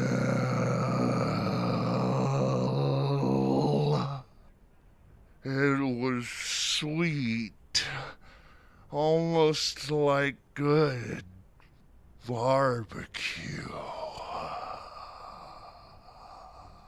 My migraine subsided a little, so naturally I followed my nose. I thought all my problems may be related to blood sugar, and I should eat soon. In a way, I was right, but I was not a diabetic, nor have I ever been. My nose led me down an alley, and down another path, and into another alley. I found a homeless man sitting by himself. He was cooking some hot dogs on a loosely fit homemade grill. I thought if I had my wallet, I would give him all the money I had. About $100. If I could have just one light. I found that a strange hunger was building, and I almost couldn't stand it.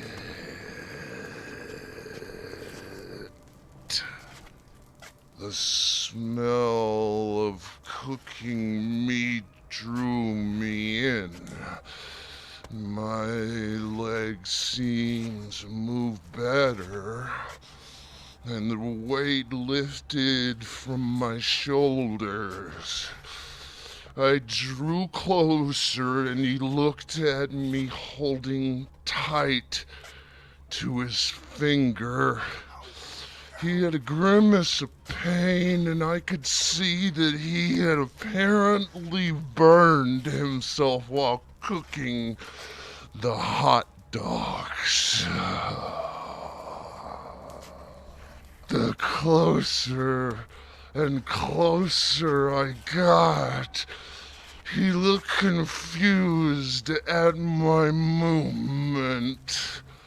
He motioned for me to have a seat and a bite of his dinner.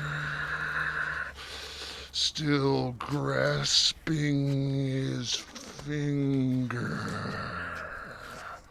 I apparently looked bad enough for him to show mutual respect for what he thought was another wounded soldier thrown aside by society. Closer I came, and we were still locked in each other's gaze. I got close enough to grab a hot dog and look down to it. Strangely, I found it was not the source of the delicious smell. I could still smell the sweet smell in the air that had reminded me of that good old barbecue I once had in Kansas. My migraine was ever receding, being replaced by this intense hunger. I didn't know where the smell was coming from, but it was close, and I was lost in it. Almost euphoric. I could taste the cooked meat on my lips as the scent hit my nose. The smell was becoming ever so intoxicating. It was the hobo. He had burned his hand, cooked it, if you will, and there was no stopping what happened next. I tried to stop. I truly did. But my body had taken over. There was something needed. It was something unknown to me that my body was suddenly craving more than my ability to stop it. I will never forget the look in the man's eyes when I grabbed a hold of him with a grip that was vice-like. I had no idea that I was capable of this. I then bit his face. He in turn screamed. His skull broke under another vicious bite, and that was the end of his screaming. The gray matter was sweet. Yet, sweeter than any piece of candy. More delicious cake I had ever had. It is a strange thing realizing you've become a zombie. But really, what can you do but go with it?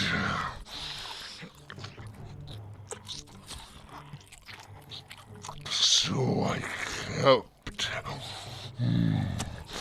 eating until I had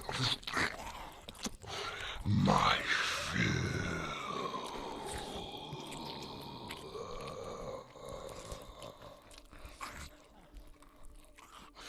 Feeling much better.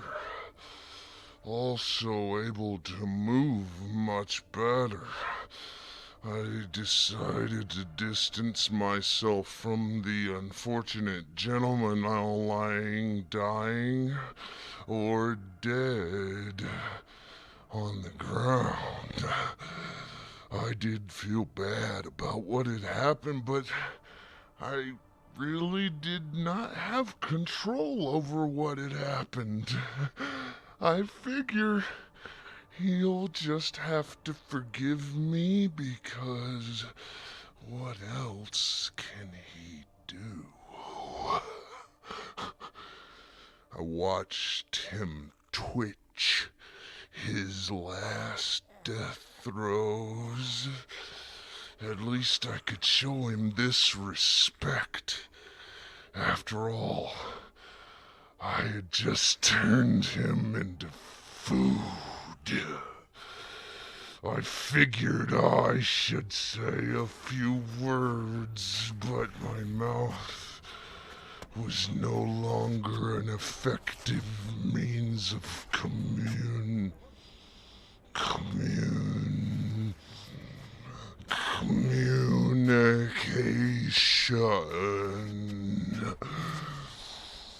I then decided that if I were a zombie, and indeed seemed that way, I would have to make peace with eating people.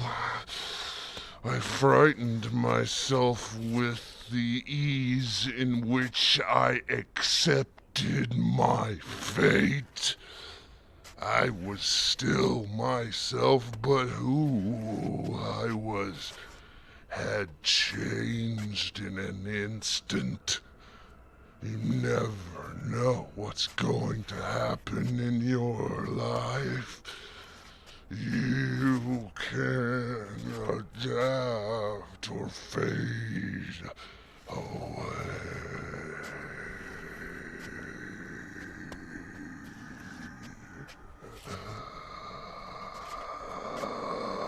I was in the mood to survive, even if it meant adjusting my morals some. I didn't want to kill people. Really, I don't. I did make a decision however quickly that I would at least try to stick to eating people that wouldn't be missed as much. Other homeless people, etc. Also, I needed to find who did this. If indeed there was a person to blame, and make them reverse it. If indeed it could be reversed. Until that day, I will continue to adapt and become what I have become. If I have become a zombie, then so be it. I will do what I need to survive as one. To persevere is to be human, even if not. Please don't judge me, because I know not the things I may have to do.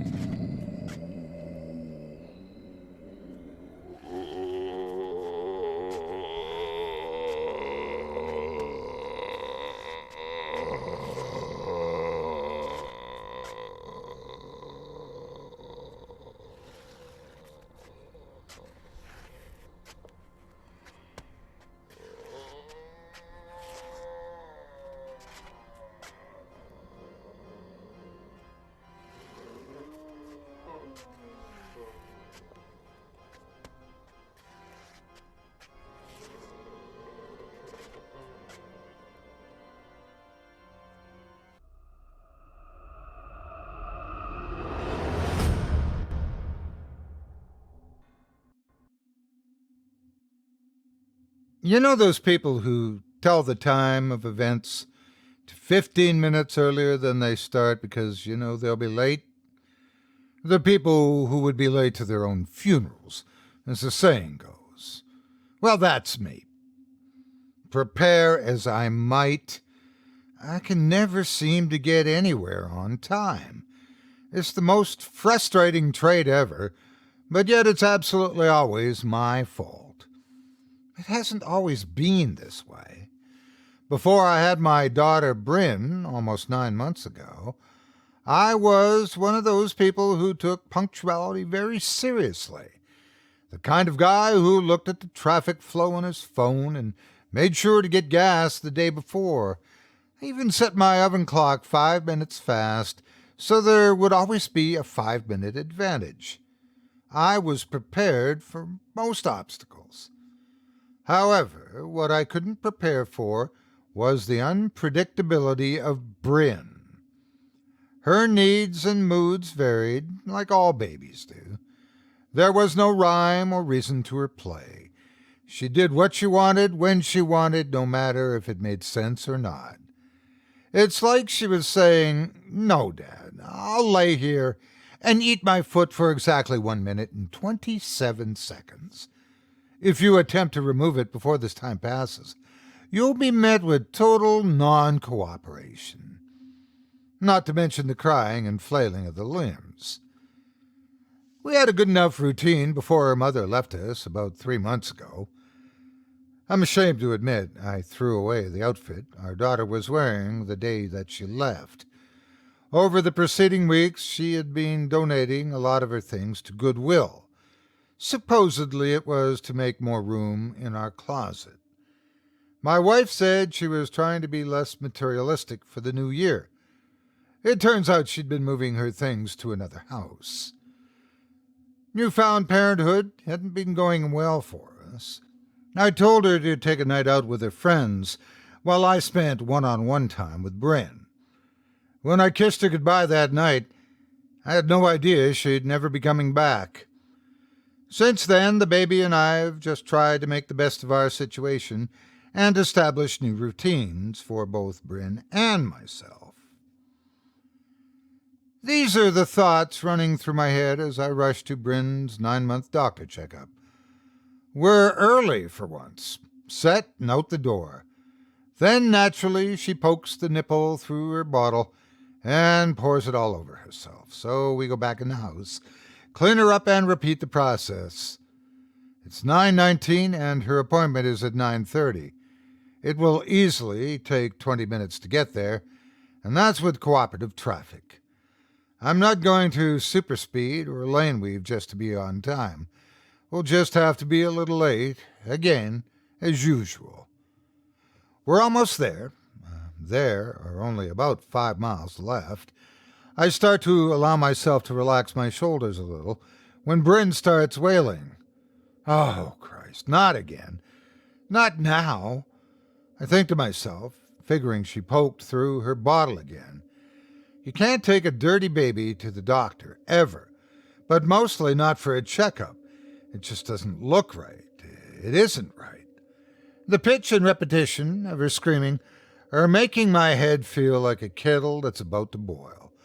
Before it reaches its crescendo of shrill whistling, I pull over. If I knew then what I know now, I would never have stopped or would have pulled into the nearest gas station. Anything other than where I chose to stop at. I pull over and get out of the car and open the door of the back seat. There she is, snotty and red-faced. Her blonde curls are sticking to her face with the sweat of frustration. My little sweetheart, she looks just like her mother when she cries. It makes me sad, but I can't think about that now. She knew what she was doing when she left us. No sense in keeping her ghost around, especially in my own head. We pull over next to a little roadside memorial. A slightly worn but still pretty silver and pink cross is placed where the flowers, withered by the hands of time, and various other trinkets of memory. The name on the cross simply reads, Emily Semple. It looks to be a child's, and that makes me sadder to think about than when I think about my wife. It's something, at least, I thought. A temporary mental vacation into someone else's hell to be able to escape my own. I look her over, and thankfully she hasn't spilled her bottle. Maybe we still have a chance of being somewhat on time. I hand her the bottle back, wipe her face, and kiss her forehead, thinking if I show her love, it will help calm her down. As if she could read my mind, she throws her bottle and it bounces off my forehead and onto the floor. Great. I haven't realized how much of a shameful mess my car has become. Napkins, empty bottles, condiment wrappers, baby toys, and maybe even a French fry or two litter the seats and floorboards. In my effort to retrieve the bottle, I knock some things out of my car onto the roadside. The wind starts to blow some of them into the road. So, not wanting to travel too far away from the car, I grab what I can and stuff the items back into the back seat on the floor, to be cleaned or forgotten about at a later date. We make it to the doctor's office a whopping 20 minutes late. I sheepishly grin and apologize, hoping they can still see her and I don't have to make another appointment to come back. The front desk ladies' voices are understanding, but their eyes certainly had not been. Perhaps they softened when they saw me juggling a baby car seat, with a very loud pink diaper bag falling off my shoulder repeatedly as I tried to continue to calm her down. Yes, she was still wailing away. A nurse with a worn face but kind eyes comes over to us. Now, little lady, what seems to be the matter? That face is too beautiful to be scrunched up screaming like that. Are you hungry? Do you want Daddy to rock you? She turns her gaze to me with a smile. Why don't you take her out, Daddy, and bounce her in your arms a bit? Some babies just hate to be in their car seats any longer than they have to be. I smile, thank her, and take her advice. Just as I get her out and sit down with her, the door opens. Michael Hollander and Baby Bryn, we're ready to see you now. Come on back to room 4 with the white and yellow clouds. I gather up all of our things and head back to the room. Bryn finally settles down and snuggles onto my shoulder. Her thumb's in her mouth, so I knew all was well in Brynville. That's one of her happy places. Taking the thumb train to Brynville, her mom used to say. 2 vaccinations and a few spoons of ice cream later, we pull back in the driveway, ready to recover from the whole ordeal. As I pull her seat out of the car, I notice a little pink elephant with a yellow star on its side. I pick it up and hand it to her as I take her into the house. She coos appreciatively as she grabs onto it. I don't remember buying this for her. It probably came from her grandmother's house. She always dotes on her. Every time she's out and sees something babyish, she always gets it for her. It was just too cute, and Mimi couldn't leave it there when Bryn would love it so much, she says. Rena, or Mimi as she proclaims herself, is Bryn's maternal grandmother. Since my wife left us, she's gone above and beyond to step up and be there. I think it makes her feel better about the whole situation, as if she somehow feels responsible for her daughter's selfishness and actions. My mother is long gone, and Rita is such a beautiful part of Bryn's life. I would never do anything to take that away from either of them. It's hard to find people you trust to help you, and it's become so hard to do on my own. I'm so thankful for every second with my baby, but I definitely wasn't expecting to raise her on my own. That was never the plan. My phone rings. Speaking of, it's Rena calling. She had told me to call her after the appointment was over, and I'd forgotten. I quickly try to think of a somewhat acceptable excuse while I place Bryn in her crib. Coming up with nothing and mentally exhausted, I answer the phone. Hello, I answer. Hey, Michael, how did the baby girl's appointment go today? You know how I worry about our princess, she asked me. A couple of shots and some tears, nothing a little ice cream couldn't fix. She's in the 78th percentile for height and 74th for weight, and Doc says she's doing beautifully. I replied proudly. I can hear a subtle sigh of relief from her end of the phone. Good. I'm glad she's doing okay. Do both of you have plans for the day? There's a hopeful tone in her voice as she asks this. No, not really. I'm just going to get some cleaning done. Maybe head out to the store later to fill up the freezer. She makes a subtle sound of disapproval. Mike, you can't take her out running around all over. She just got shots today, and you don't know how she'll handle them. Why don't you bring her over here for the day? That way you can do your shopping and clean your house in peace, while we have a Mimi and Bryn time. After the meltdown and outfit changes earlier, Mimi time does sound like a good idea. I would miss her, but I could get so much more done, and maybe even take a nap. She'll most likely sleep most of the day anyway, as she always does on shot days. I agree and tell her we'll be over in about a half an hour. That gives me time to feed her lunch, pack her back up, and bring her over. I start up the car, turn the radio up a little, and head down the road. It's a beautiful day, and for once, I don't mind driving. It'll all be worth it once I'm home from Rena's. Besides, I get to spend the drive fantasizing about the forbidden daytime nap I get to take later. I stop at what seems to be the 100th stoplight, even though it was only the 3rd. Tom Petty's velvet voice comes across the radio, so I reach down to turn up the volume even more. The light turns green and I start to accelerate, humming along and excited to get to her grandmother's house. Suddenly, I feel a shock powerful enough to move my whole car. A deafening screech of metal on metal grinds in my ears. I feel as though my teeth are broken and cutting my cheeks from the inside. The car flips once, twice. I feel my head bounce off of the steering wheel. All I can think about is my back seat. The car comes to a stop on its hood. My body is burning with white-hot pain. Warm, thin blood runs into my eyes as I try to survey my surroundings and stay awake. What I actually think are loose teeth are actually broken glass from my window. It cuts the thin tissue of my chapped lips as I spit it through them. I must have gotten hit, possibly T-boned, I started to fear. My head swims and my eyes become heavy. The dust inside my car starts to float around me in slow motion, and I feel like a computer shutting down one application at a time. I'm trying to use all of my senses to help me. I hear nothing. There's no crying, no screaming. For the first time ever, I'm terrified at the sound of her silence. I manage to look back to the one mirror fastened to the back seat that survived the crash. I see my little angel in the back seat upside down, securely still in her car seat, motionless. I could fool myself into thinking she's sleeping if not for her neck bent at an unnatural angle and the blood that coats her entire car seat.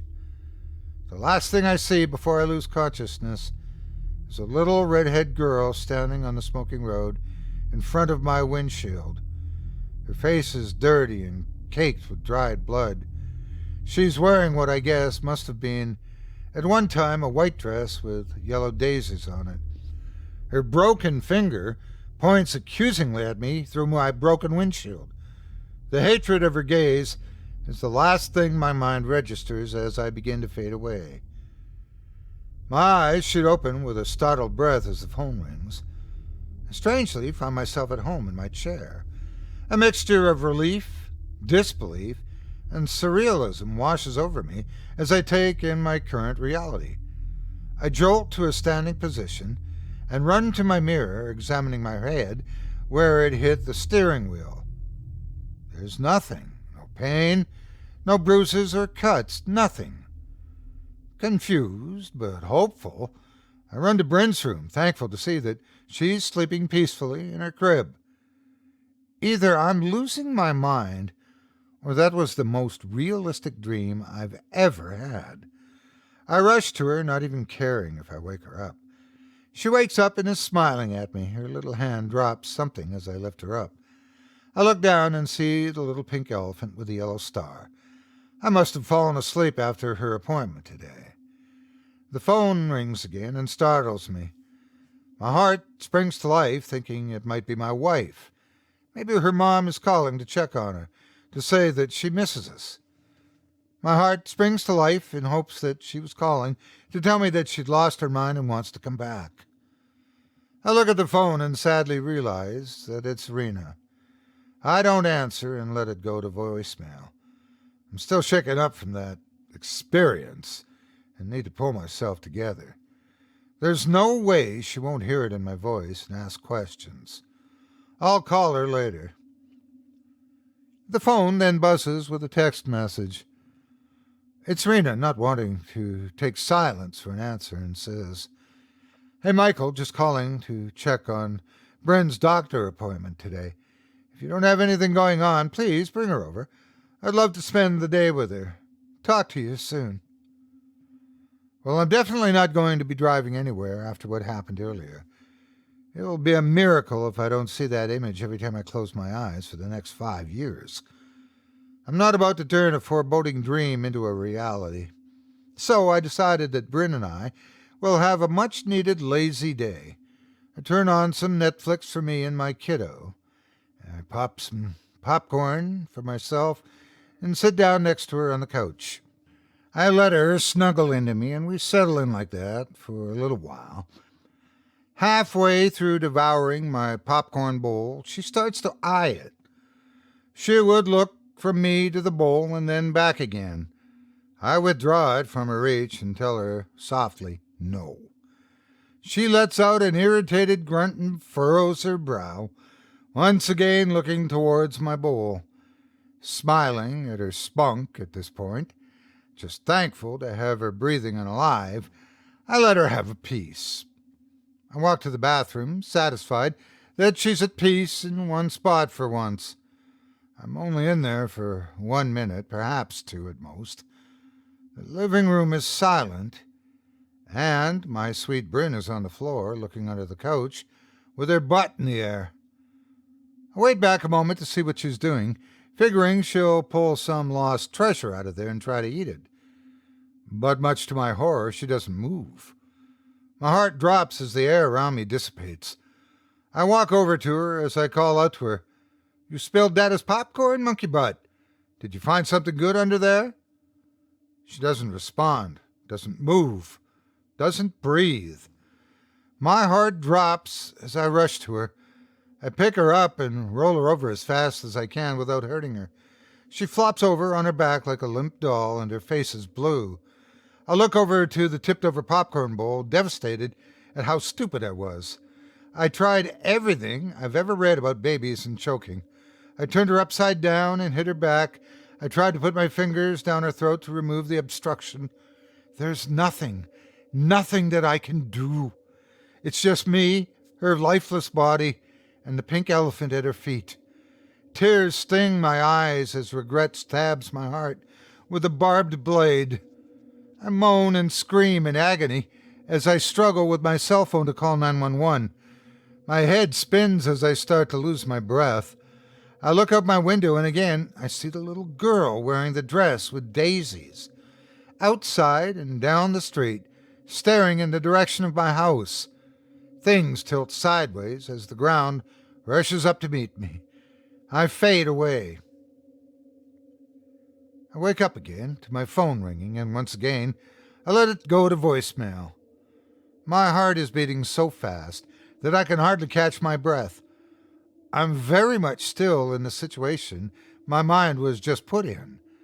No surprise, it's Rena again. Or maybe for the first time? I'm not even sure at this point, honestly. I can't even think straight. I've seen things no parent should ever have to see. The baby that I've fought through so much heartache to stay strong for is taken from me again and again. Who's the little girl in the dress? Why is this happening to us? Once again I rush to Bryn's room. I'm all too pleased to see that she's there sleeping, holding the pink elephant in her hand. I take it away and set it off to the side. She wakes up, her sleepy eyes sparkling, and smiles at me. I bend down, reaching out to touch her as she reaches her hand up to me, slowly falling back to sleep. I let the hell we've been stuck in this week to melt away, soaking up her smile. Whatever's going on, whatever the hell I was stuck in right now, we were here. Right now, we are very much alive and okay. Today, we won't do anything.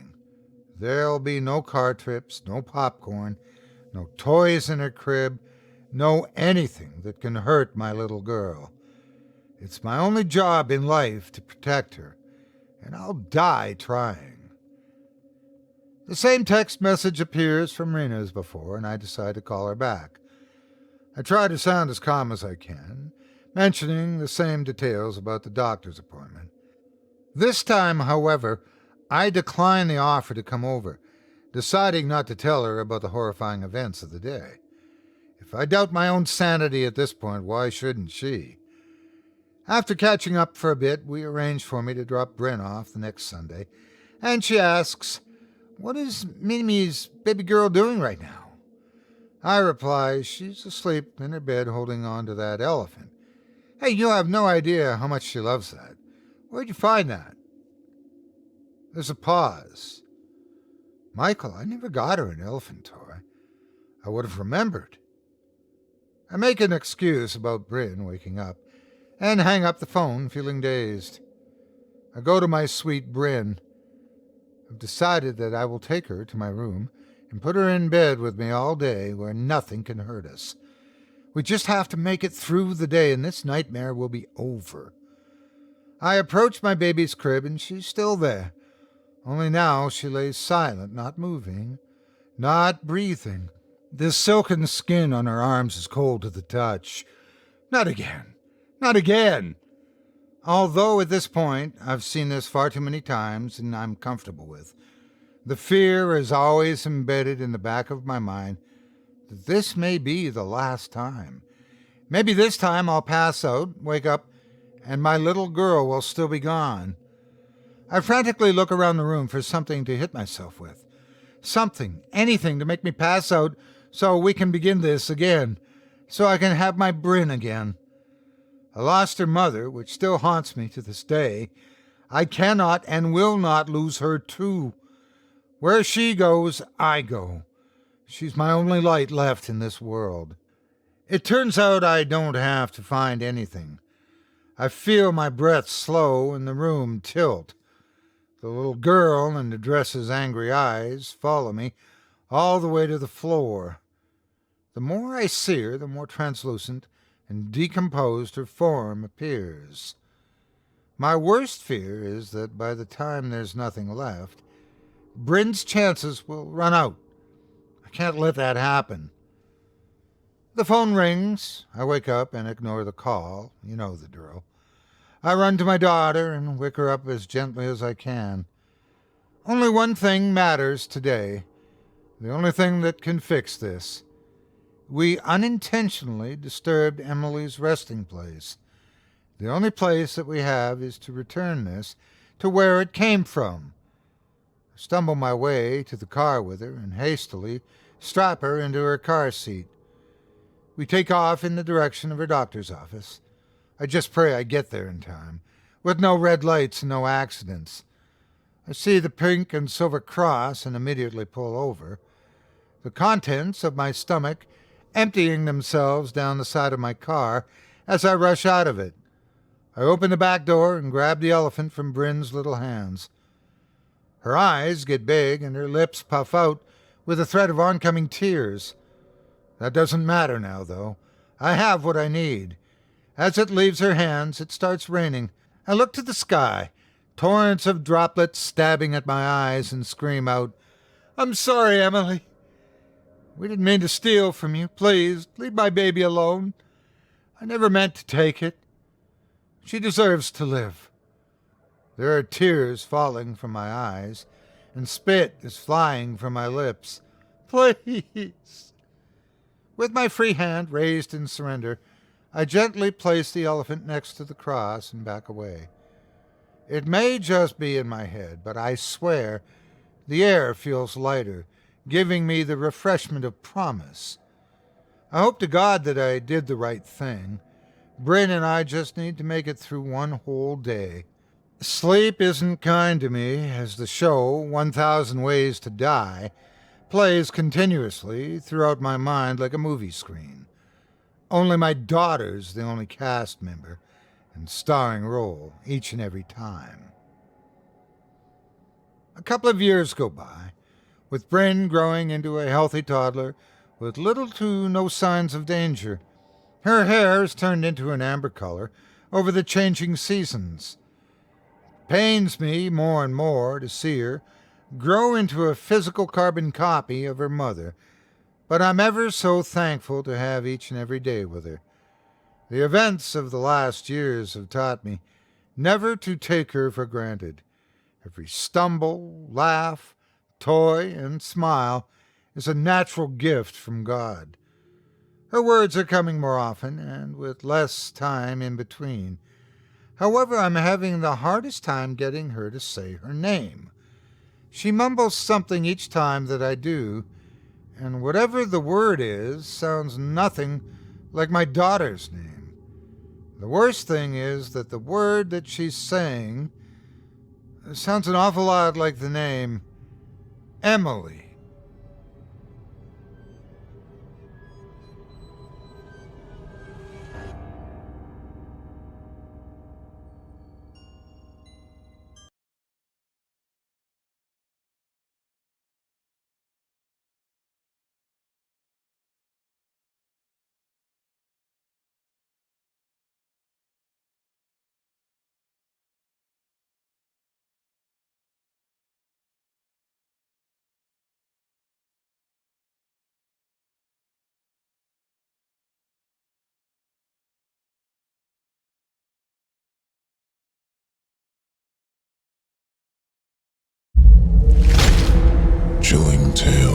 for dark nights.